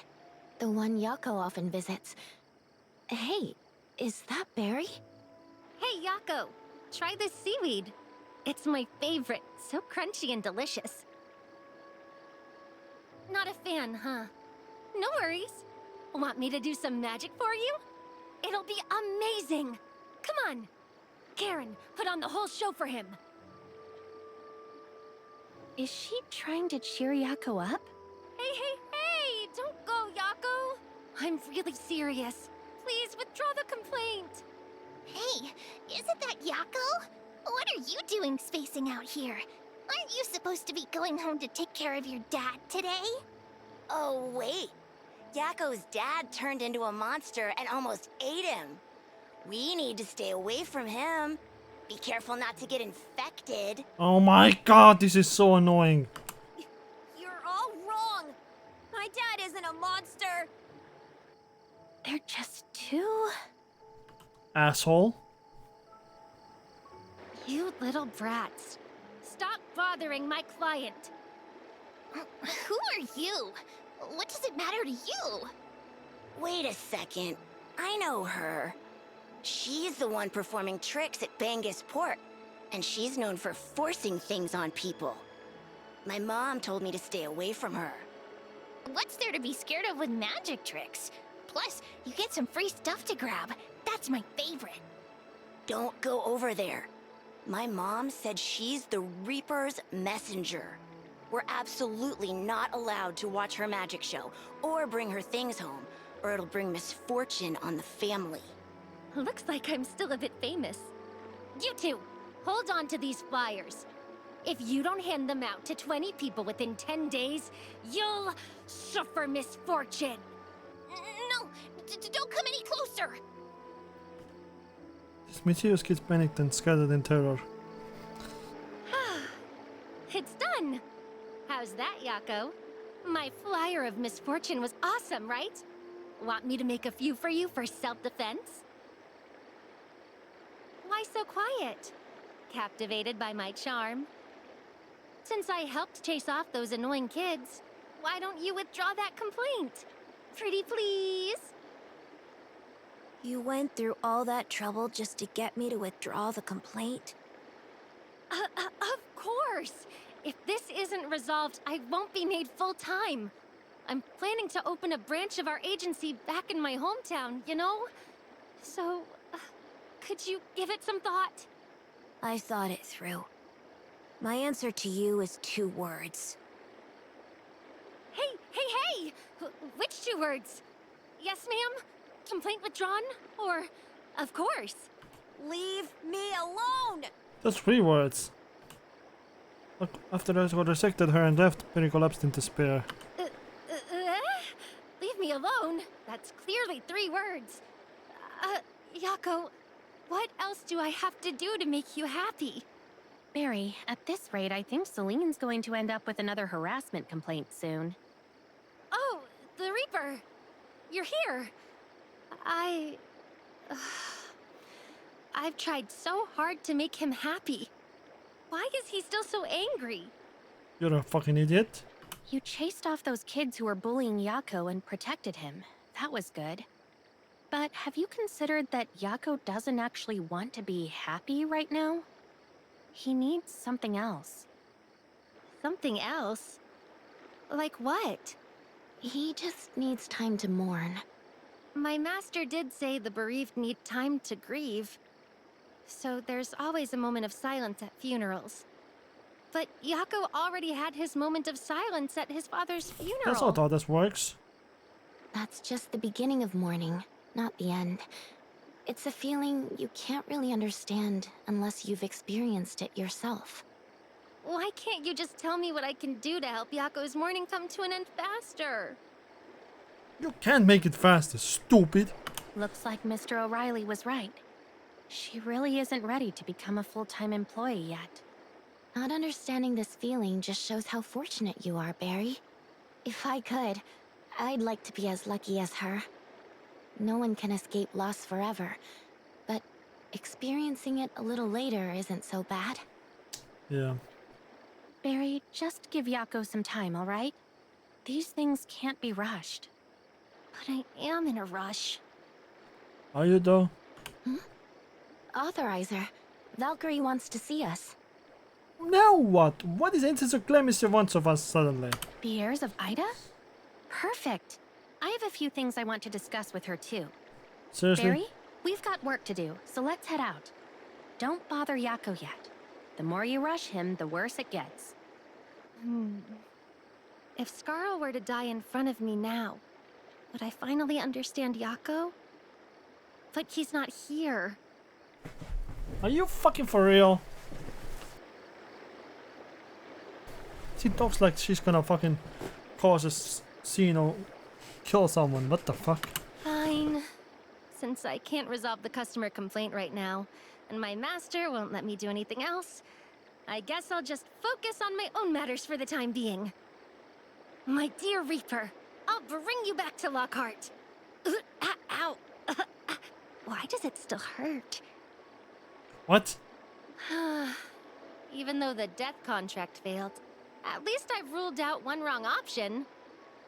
If that person isn't the Reaper, then it must be Shirley, right? I need to find a way to separate them so I can verify whether Shirley is the Reaper. Oh my god, what the fuck is this stupid obsession? Oh my god. Oh. Where are we going?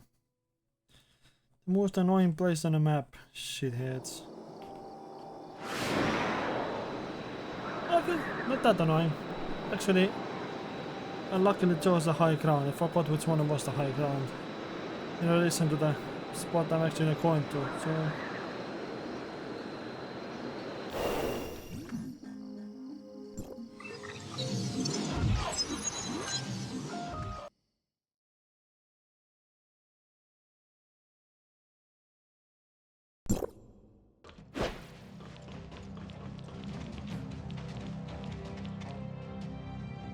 Weird. Why is no one here? Lurking in the sewers with those stinky old rats. There could even be a great white shark. We were set up by this bitch again. God damn it. Fucking idiot.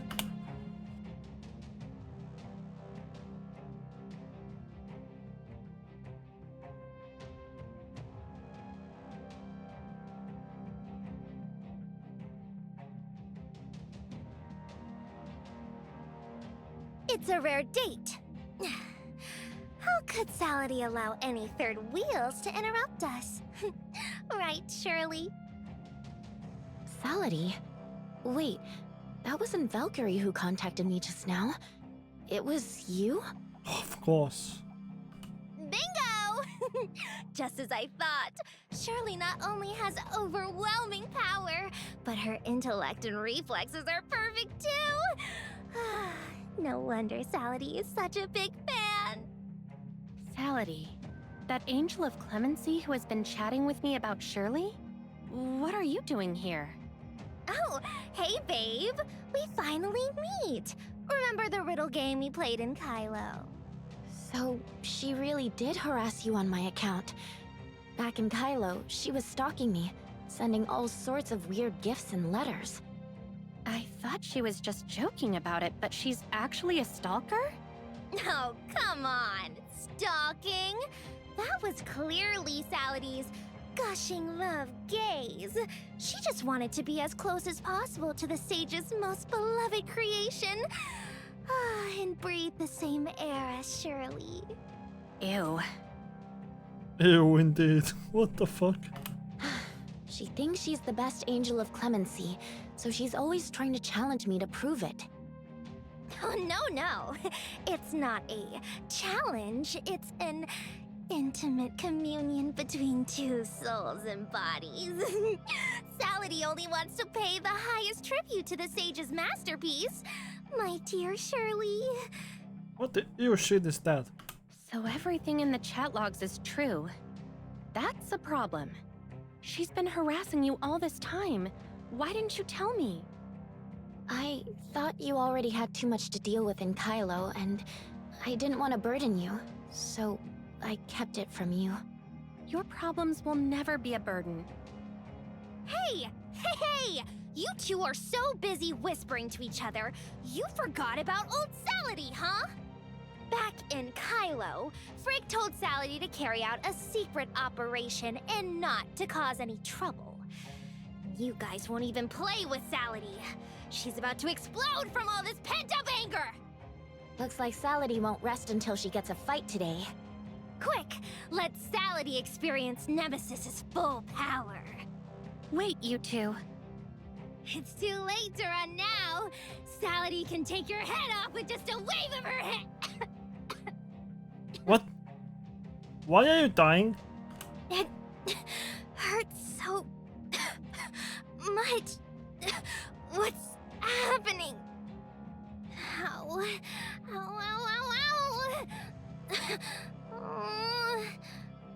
Huh? Salady, what's wrong? She was so lively just a moment ago.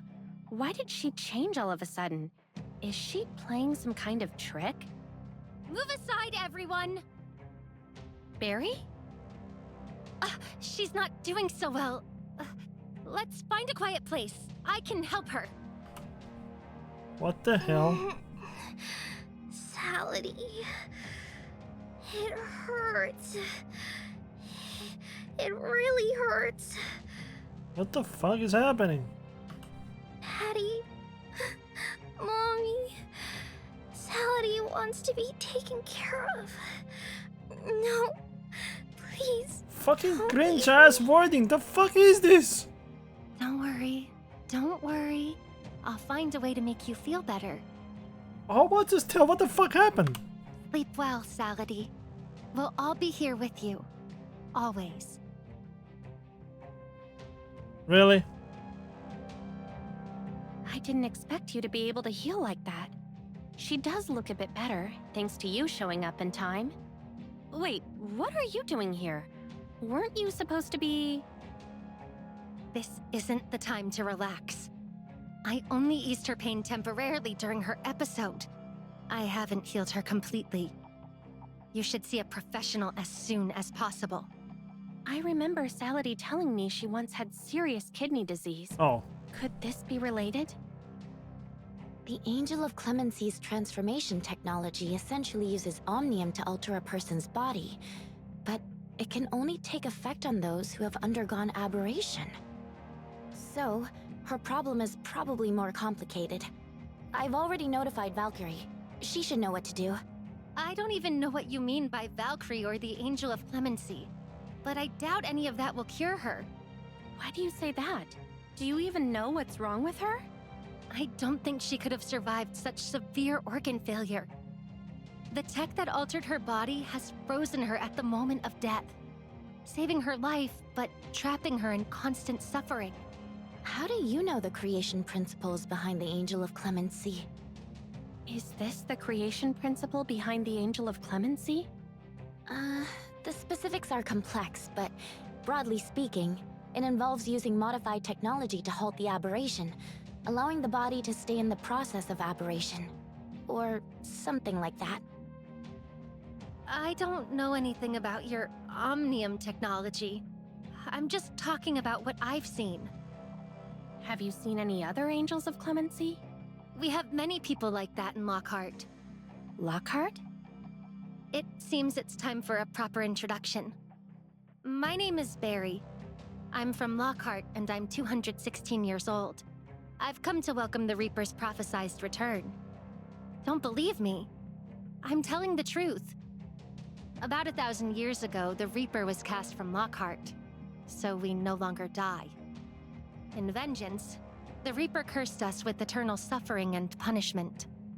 Countless people from Lockhart live in unending pain because of this divine punishment, just like this child. There is no cure for them. Only death. Death? Do you really think Salady's illness can't be cured? As long as she lives, she will be haunted by this pain. Only death can bring her peace.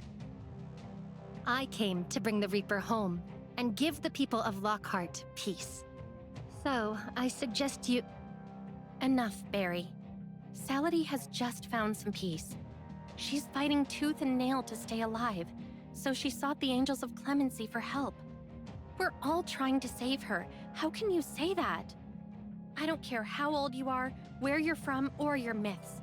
All I know is that there's someone right in front of me who's fighting to live, and you have no right to condemn her to death. I just don't want to see her living in pain, dragging you all down with her. You can endure this for a day or two, but you can't keep this kind of thing up forever. At least right now, neither of us wants to give up. Valkyrie has brought word. She's contacted Dr. Claire, who's willing to help Salady. Then let's go. I also need to speak with Dr. Claire.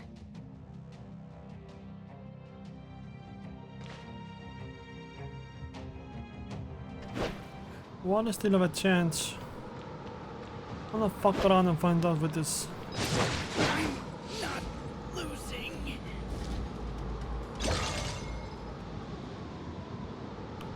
How fitting. Claire's dream machine spawns.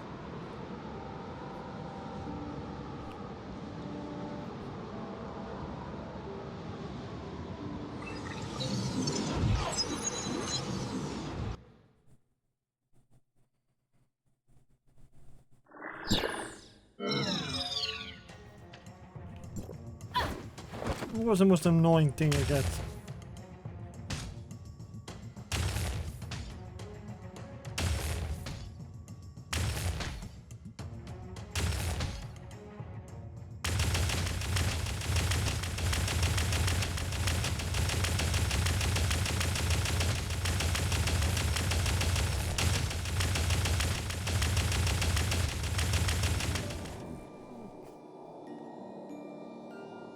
I would just go here for end of the story, just park my ass kind of a region, but I never have expected the story actually takes us here. That was like a biggest surprise.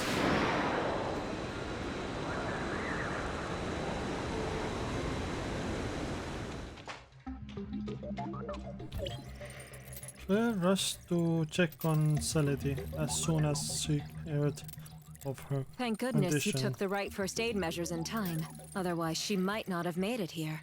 And the text is broken, so it's running in the background and you can't even see that shit. So she's okay now? All I can say is that her condition is stable for now, but her illness is beyond my abilities. I'm sorry. I cannot cure her. So what do we do now? Let's keep her here for overnight observation.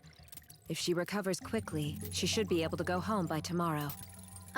Doctor, I have a question about the Angel of Clemency's modification technology. Go ahead and ask whatever you want. Does Sality's current state have anything to do with her transformation into the Angel of Clemency? Do you think the way you are now is related to you being transformed into the Angel of Clemency? I've spent most of my life studying Omnium technology, and I still can't figure out what exactly has happened to people like Elric and I. What is certain is that the principles behind transforming you into an Angel of Clemency are very similar to the anomaly that occurred in me. What makes you say that? Omnium can manipulate time and space. You can use special channels to travel between Asperia and Kylo. This is the spatial application of Omnium. So what then is the temporal application of Omnium? Freezing time? That's only the surface level. More precisely, Omnium prevents the particles that make up our body from changing, keeping the energy that sustains our existence unchanged. Barry mentioned earlier that the Angel of Clemency keeps us forever trapped in the moment of aberration. Is it the same principle? That's not entirely wrong. During the Cataclysm, the Omnium eruption directly altered my body. And for you, the aberration is like a personal cataclysm. Aberration is unstable, so we need machinery-based modifications to control it. Or rather, the Angel of Clemency's technology is keeping it from progressing further. But Doctor, the spread of aberration is... Some things are beyond my abilities now. Perhaps it's you young ones who can find the answers. Doctor, you just said that the Cataclysm transformed your body. What do you mean by that? Pretty much the same as you, right? What does that mean? You look like you're only in your teens or early 20s, but in reality, you're definitely older. Take me, for example. I've lived 50 years and still look about the same. Doctor, what are you talking about? How did you know that you and I are so similar? Haven't you heard those folk tales? Animals that live for hundreds of years can become spirits. They take human form, speak like humans, and trick people. Humans can't recognize spirits, but spirits spot each other at a glance. After the Cataclysm, we old survivors. I thought I knew every face, but I never expected a new one. Are there many people like you in Asperia? There are quite a few in Hykros, but very few on land. The only one nearby is probably Franz. Franz. That man was actually someone from before the New Dawn? The New Dawn? Anyway, you haven't seen me because I'm not from around here. I come from Lockhart. Lockhart, huh? That was supposed to be my honeymoon destination. Wait, Doctor, are you saying she's like you too? We're not the same. Just similar. I come from Lockhart 1,000 years in the future, where no one dies and people age very slowly. 1,000 years later, huh? So how did you end up here? Doctor, do you actually believe her? What's there to doubt? 1,000 years later, never aging, never dying, Lockhart? Do you actually believe that? Isn't Omnium awe-inspiring? I don't mean to be disrespectful, but shouldn't there be some scientific evidence? Like body exam data or something? Didn't I just say that? I'm the old crone and she's the old witch. Of course we recognize each other at a glance. You're too young to tell. What more proof do you need? But... Dr. Claire, I heard you helped my teammate, so I came to check on her. I'm only helping this poor child because I'm doing Shirley and them a favor. The heirs of Ida are not welcome here. Valkyrie is just here to see Sality. Don't worry, there won't be any conflict, and we won't damage your equipment. All right. Then it's as you say. This is... I'm Barry. Hey, Barry. It's not often I see someone in a mood like that. Why don't we take a walk around Cetus Island and you can tell me about Lockhart? Let's leave this place to the patient and her friends. Should Robert? I can pay left filtering. What can Long walk time in? no see, Nemesis. Have you found anything in Kylo? Walked in. She's fucking flying. Deal document. Salady's condition has stabilized.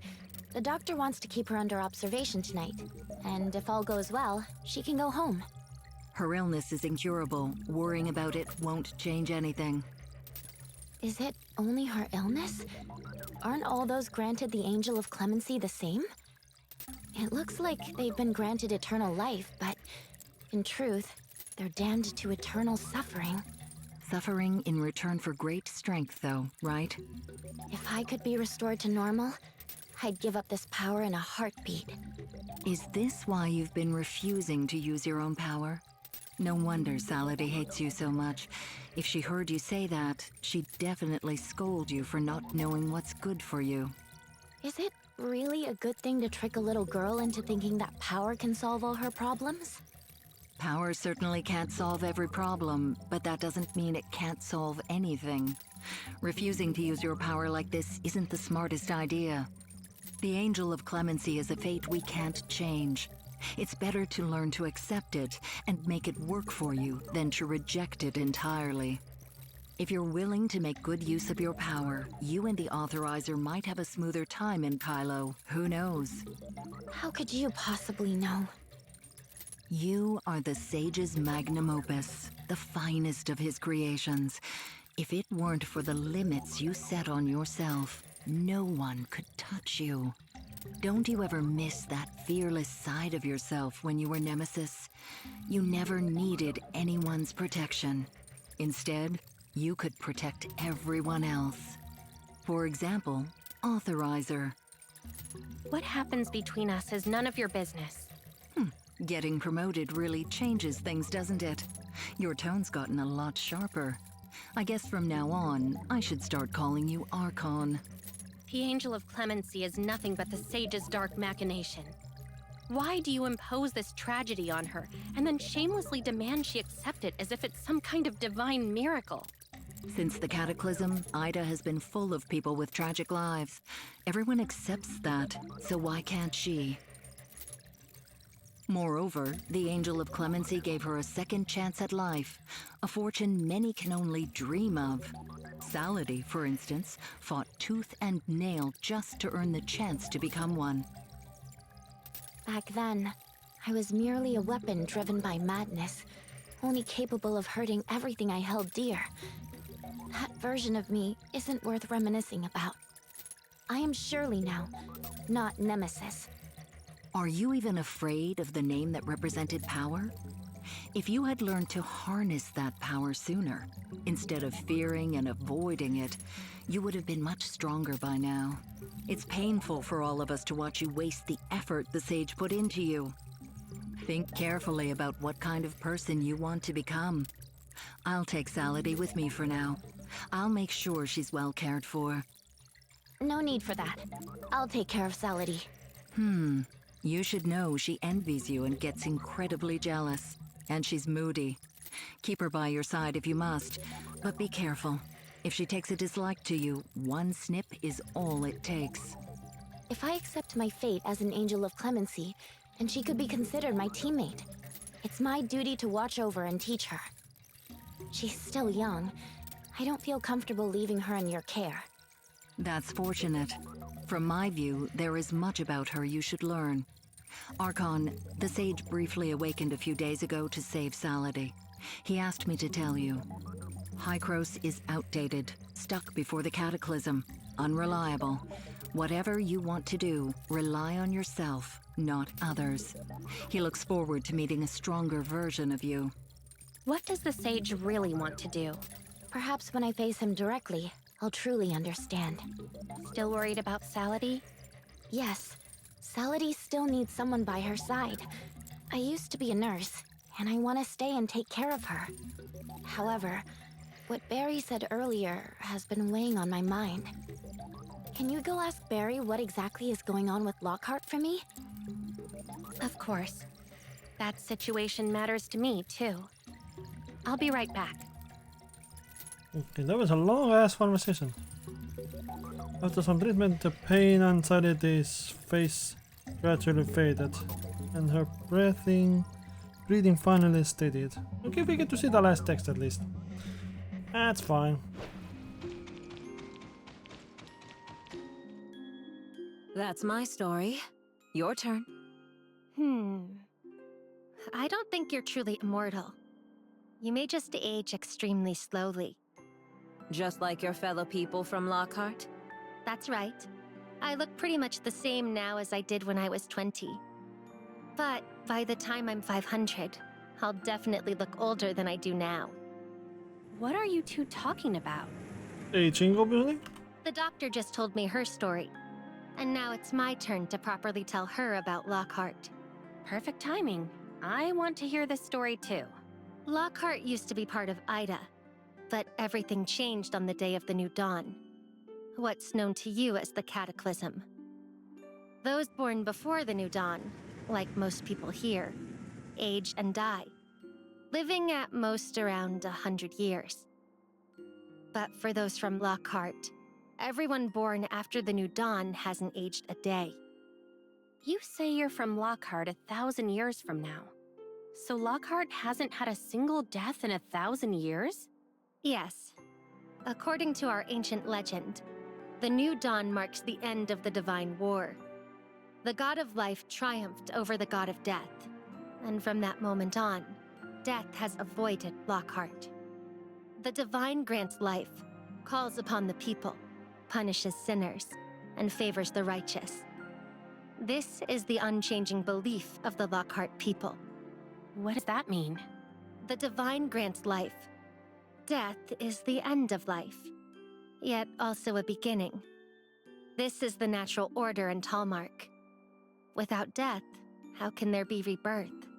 Over the past 1,000 years, Lockhart has seen steadily fewer newborns. Records show the most recent birth occurred roughly 150 years ago.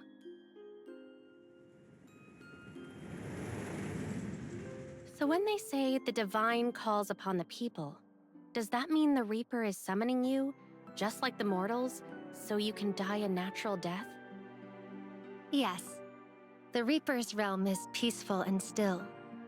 Yet, sadly, we no longer qualify to enter it.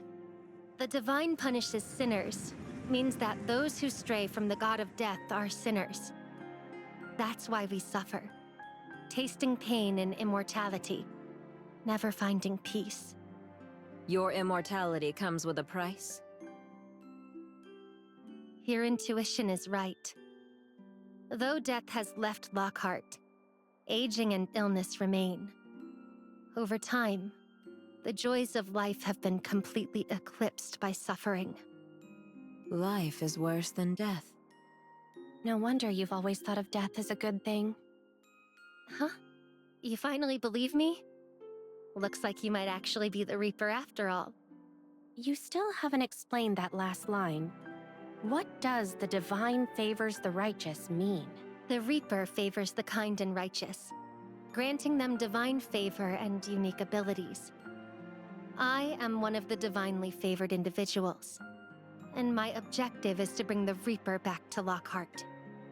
So, I'm earnestly asking you to come with me to Lockhart. Will you? First, explain what you mean by saying I could be the Reaper. I wanted to test your power earlier, so I secretly swapped your prop for a real knife. In the end, I didn't feel good at all. I just got cut and it hurt like hell. You did what? Huh? Wait, what? That trick, I almost killed you? No, not even close. So does that mean I'm not the Reaper you're looking for? It's hard to say. Prophecies are always mysterious and convoluted. Plus, the Reaper has been away from Lockhart for 1,000 years. It's natural that things might not go smoothly upon their return. Maybe you'll only get your powers back once you've returned to Lockhart. Or we might need to gather the death gems scattered across the continent first. Is that what your prophecies say? Not exactly. It was in a comic my master collected. All right. How much of what she said is true? You might as well go to Lockhart and see for yourself. You expect me to follow her to Lockhart just because she told some mythical story? What if she's lying? So I'm lying to you two now? You think I'm in cahoots with that old witch? Doctor, that's not what I meant. Then consider it my request. Go check out Lockhart. Maybe while you're there, you'll be able to find out what really happened to Elric and I. Maybe we can figure out exactly how the Angel of Clemency's modification technology works. It might even help Shirley and Salady, too. Of course I want to help Shirley, but... Speaking of Elric, I'm willing to go to Lockhart, but you have to agree to one thing in return. Oh? The youngin' has finally learned to haggle. Do tell. Elric wants to meet you at the funeral to talk about the past. What funeral? Hypnos Agency has taken on the collective funeral arrangements for the Asperian victims from the Kylo space station, and my master is currently preparing the entire thing. Kylo. If he wants to reminisce, let him. Huh? So that means you and Shirley are willing to come with me to Lockhart? Maybe I should discuss it with Shirley a bit more first. Then I'll take that as a yes from all of you. Once the funeral is over and I sort out the complaint, I'll take you all back to Lockhart.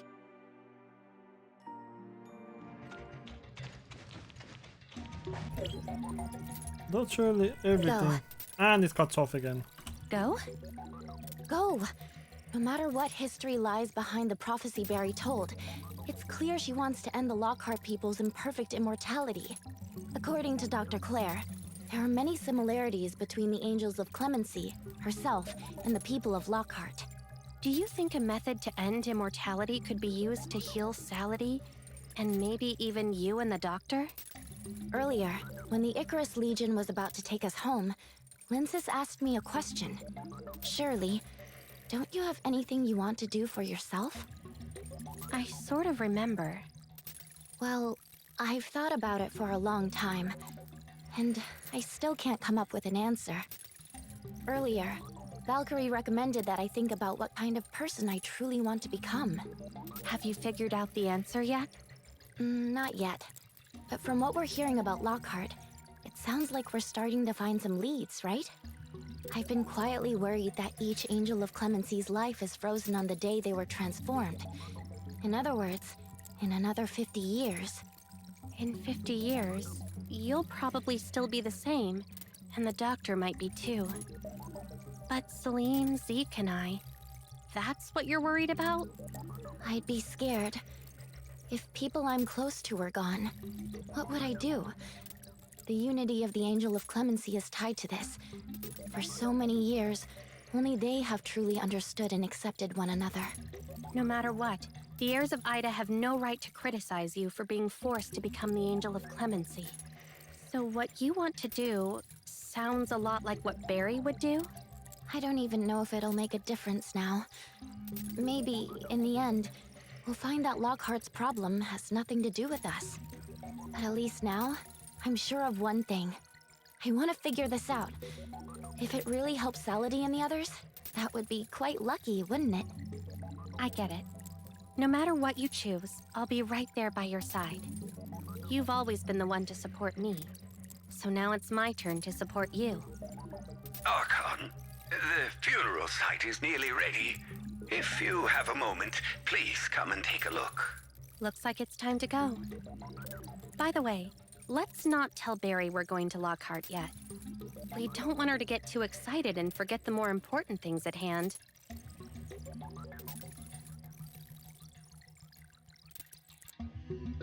Just a quick sentence, of course not. Important.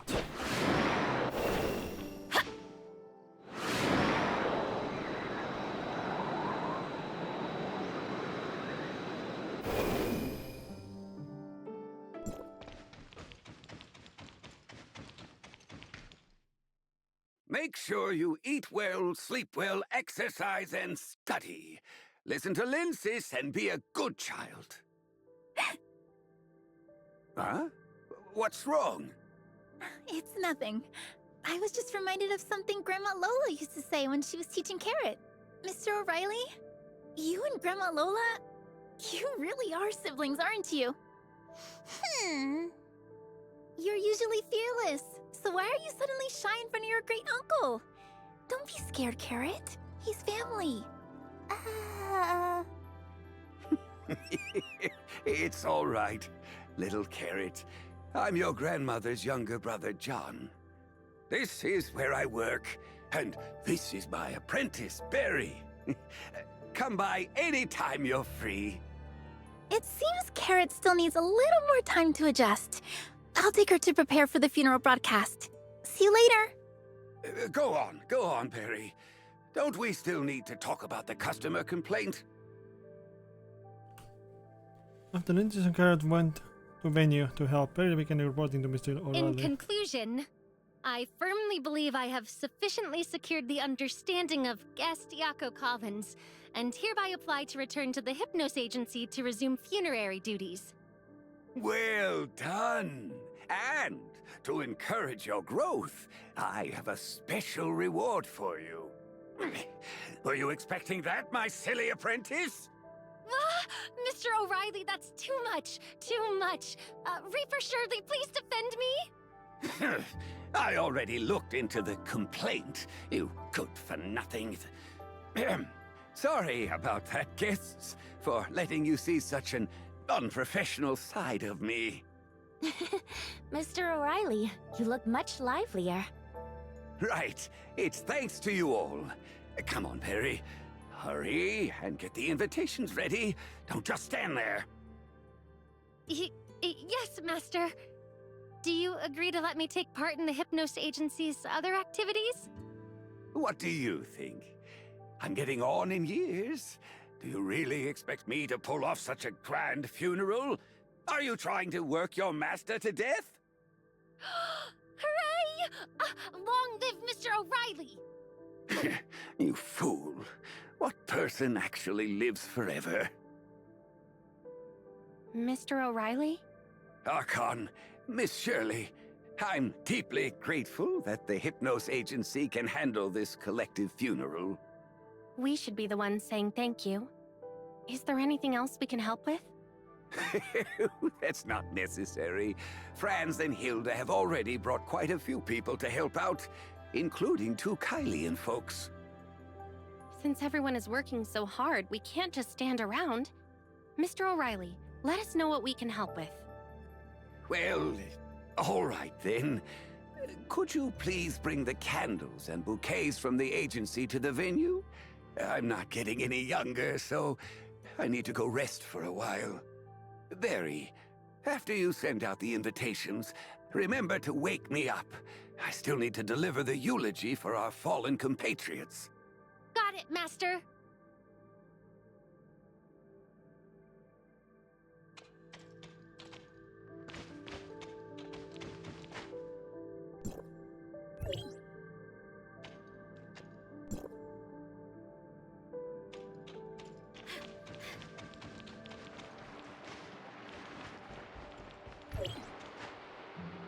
Ready. Should hurry up and set up the venue.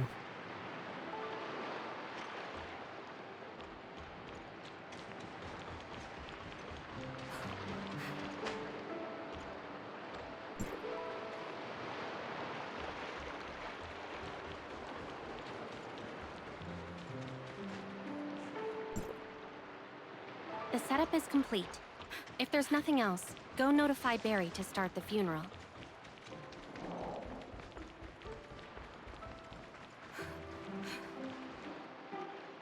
Black feathers that glide across the stars, carry away my whispers. Barry, I'm all set over here. Let's get started. Please, esteemed guests, step forward and join me in bidding our final farewell to the departed.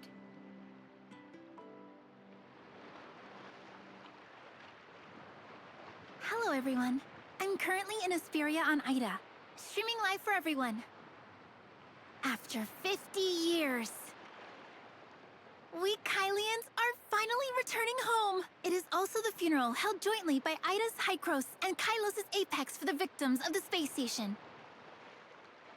Today, we stand together, united in our vigil, only to mourn those we lost in the disaster and pay our respects.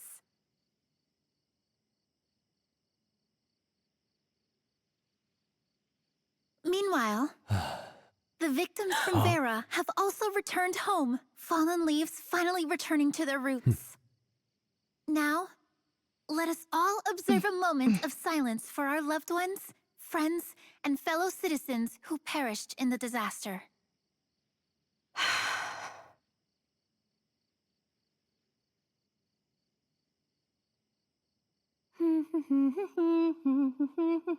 Master, it's time to get up. Master? Master? What happened? He died? In his sleep? Authorizer, are you okay? I remember you telling Barry that the moment of silence is only the beginning of mourning, not the end. At least now they can begin to grieve. Antoria, those who entered hyperspace and other Defense Force members are still missing. We can't even hold funerals for them. Do you think there's still a chance they're alive? I want to believe so. Then let's go bring them back. The knowledge to activate the hyperspace gate is still stored on the network. Does that mean we have one more thing to do in Lockhart? Well, if we really want to find Antoria, we'll have to build the Tower of Fantasy first, reconnect all of Ida's lands, and then trigger a global origin resonance. The road ahead seems to be getting longer. And let's take one step at a time, and keep pushing forward. What will happen to Kylo if we follow Barry to Lockhart? It sounds like there's a lot for Plotty to handle, so I doubt you'll be able to officially take on your role just yet. That's true, but we can't just walk away from this, can we? Can't you take some time off? The doctor said Lockhart used to be where she wanted to go for her honeymoon. It must be beautiful there, right? Maybe you could take a few months off? You mean I should tell Hykros I'm taking leave? Better yet, I'll sneak off with you to Lockhart to study the Angel of Clemency's healing techniques. And maybe build a Tower of Fantasy there? Will that not work? You just reminded me of how you were when we first met. Was I really that funny back then? Back then, you were mischievous and adventurous. Whenever Zeke warned you not to do something risky, you'd sneak off anyway. And always drag me along, just like now. So, do you want to join me this time? Of course. But asking Hykros for time off feels like a bit of a hassle. Let's trouble Elric instead. He's been an Archon for so long, he surely knows the best way to handle this. We've helped him out so many times, it's about time he returns the favor. After all, he did say he came here to help me and Plotty take the blame. So what's one more burden, right? And you go talk to Barry about the trip to Lockhart, and I'll go say goodbye to Celine.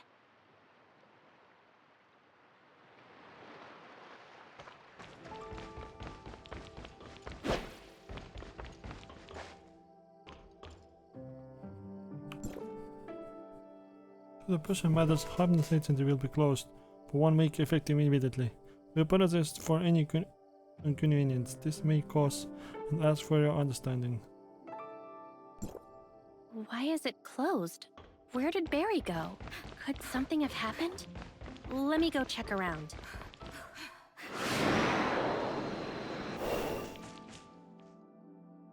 Barry! What are you doing here? Mr. O'Reilly, His health had been declining for a while. But fortunately, he didn't suffer much when he passed. My master spent his entire life conducting funerals and presiding over all kinds of ceremonies. At those funerals, what he saw most were tears, and what he heard most were cries. If I were the one who died, seeing all these tears, I don't think I could bear crossing the Styx, he always said. Long ago, my master had already decided how he wanted to be interred and where he'd want to be buried. From here, you can look out over all of Bangus Port. Countless smiling faces and the lively sounds of life. He would have liked it, don't you think? Barry, I'm very sorry about Mr. O'Reilly's departure. If you need any help, just let me know. Don't keep your sadness to yourself. Sad? How could that be? I'm actually glad my master was able to set off this way. How could I be sad? If you keep it all bottled up... I said I'm not sad, so I'm not sad. I'm just... Just classic denial. Just what? I just feel a bit strange. Like there's suddenly a void inside me. And I don't know what to do. That's grief. I used to blame him for not understanding me. Always scolding me. And sometimes, I even wanted to avoid him. But now, I suddenly want to apologize to my master. Apologize? I shouldn't have said his cooking was awful. Or that his taste in clothes was terrible. I still have so much I want to tell him. Do you think Yako felt the same way when he came to see me back then? Yes. This is what grief feels like. So this is what grief feels like. It's my first time experiencing the death of someone close to me. It's nothing like I imagined. No wonder Yako was angry, and Mr. O'Reilly was scolding me. Yako's dad passed away a few days ago, and he's still grieving. How much longer do I have to grieve? It'll take a long time. I lost a friend about a year ago, and I still don't feel like I've fully moved on. It was my first time experiencing this, and I don't even know how to talk about it. Isn't there some way I can feel better faster? Everyone has their own way of dealing with this. I choose to take on the responsibilities my friend left behind and keep myself busy with endless work. But you said you still haven't moved on. So it seems doing this hasn't helped much. Maybe try Yako's way. He came to you back then to talk. You can open up to someone you trust too. Have you ever talked to someone about it? Shirley once wanted to help me carry the burden, but I chose to avoid it back then. Wait, I was trying to give you advice. How did it end up with you helping me instead? Maybe I should try to open up. Shirley would be willing to listen, right? Yes. Fine. Since these feelings won't be resolved anytime soon, I'll set them aside. I still have work to finish. Mr. O'Reilly entrusted this to me. How's the funeral going? Is everything all right? Thank you for your agency's incredible help. The funeral went off smoothly. Franz really recommended the right person. I'm really sorry. I promised I'd help, but I messed up again. If Mr. O'Reilly were still here, he'd definitely be angry with me. As an immortal, maybe I'm simply not suited to be a mortician. Don't say that. If O'Reilly saw today's funeral, he'd be proud of you. Thanks to your success today, I've got an even bigger task for you. Arranging the funerals for all 157 victims from Lockhart. But you have to bring them back to Lockhart first. Are you willing to admit you're the Reaper and come with me to Lockhart? To end immortality and save everyone? I didn't say that. I only said we need to hold a funeral, that's all. Holding a funeral in a world full of immortals. What else could it be but the Reaper? Well, I'll just take that as you agreeing to come with me to Lockhart. Once I apologize to Yako and complete the final task left by my master, we'll set off. Well. My master's final arrangements are taken care of. Please come to the Hypnos Agency when you have a moment.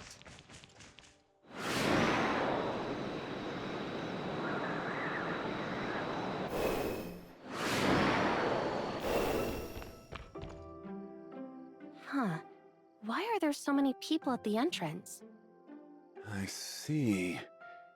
O'Reilly's will said he wanted a simple funeral. That old rascal. Well, since it was his wish, there's nothing we can do. Yes, thank you for your understanding. I'm sure my master would be very happy to see you. Is this the Hypnos Agency the flyer mentioned? It's my first time here. Oh, Barry, I haven't seen you in days. Do you still perform magic at the port? Absolutely. In a few days, I'll be staging an unprecedented act as my final curtain call. They say the more sensible a child is, the more they're cherished. You used to be such a handful, driving everyone crazy. And now you've become so quiet. Don't be too sad, okay?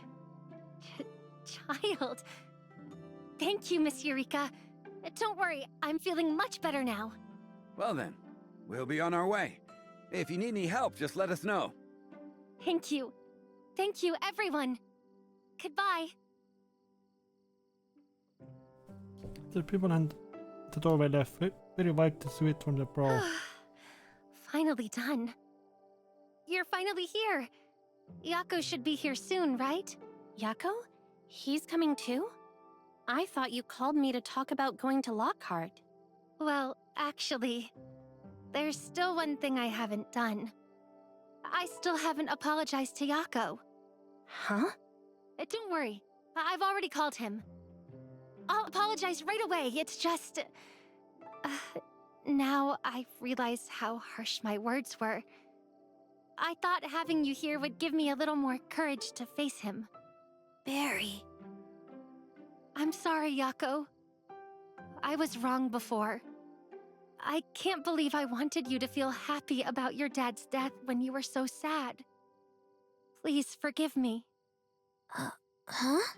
I know it's a bit late to say this, but I really mean it. When you came to me back then, you must have had a lot on your mind about your dad that you wanted to talk about. Back then, I didn't understand anything at all. Yet I arrogantly congratulated you, acting like I knew your feelings better than you did. But now I get it. I'm sorry, Yako. If you ever want to talk about your dad, I'm all ears. Of course, only if you're still willing to share. Of course I would. I was really angry at you back then. I even secretly wished you could feel what I did.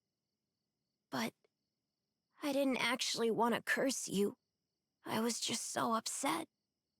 Mr. O'Reilly was a really good person, and I know exactly how you feel right now. Keeping it in will only hurt you more. You can talk to me about it any time. We can bond over our shared grief. Also, I take back what I said earlier. This is the best funeral home in Asperia, and you're a kind-hearted soul. Only you can give the victims returning home such a moving funeral. It's all thanks to my master. Has nothing to do with me. Barry, I don't think Mr. O'Reilly meant it that way. This is something he asked me to keep for him. He told me to give it to you if I was willing to forgive you. This is... a will? To my dear Perry, by the time you read this note, I will likely be gone. Ahem. Don't freak out. Your master already squared things with Yako. Otherwise, having to make this his final journey with complaint on his record, the old man wouldn't be used to that at all. You even made a point of telling him not to give his to you until he'd formally forgiven you. Think of it as your master's last little bit of mischief. Hehe. I may always be scolding you, complaining about you, and trying to knock sense into your head. But there's one thing your master never told you. The reason I took you in as my apprentice in the first place. It was your eyes. I saw a clarity untouched by fear or prejudice.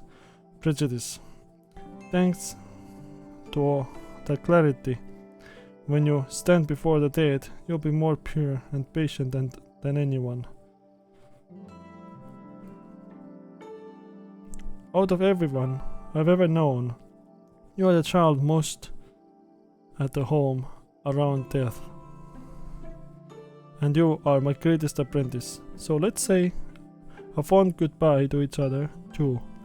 Barry, don't you know the word apoptosis? Apoptosis? It describes the way the leaves rustle down as autumn descends. Leaves are not torn away by the wind.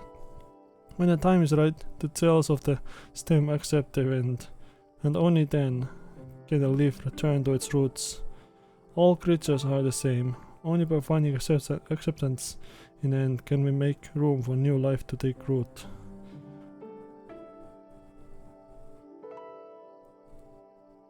A true mortician is no different.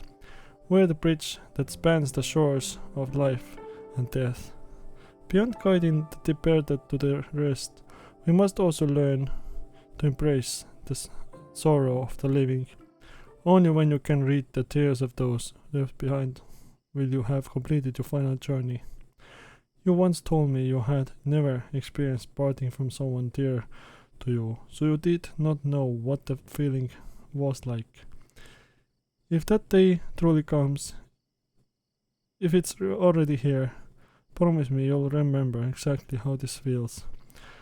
No, don't be scared of sadness. It's proof that life only existed in this world. Barry, go and become a true mortician, master. Experience the loss of someone important. Master, I finally understand. But you left me behind.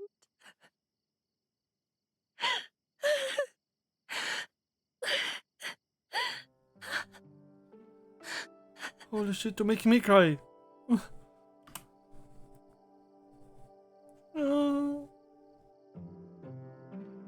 Everything's already packed.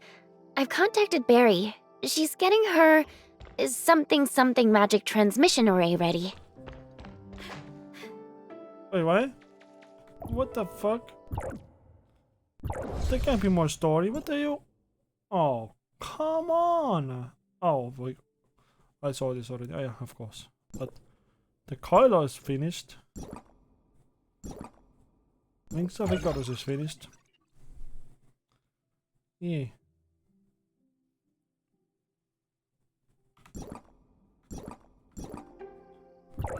For some reason, this has upgrade now.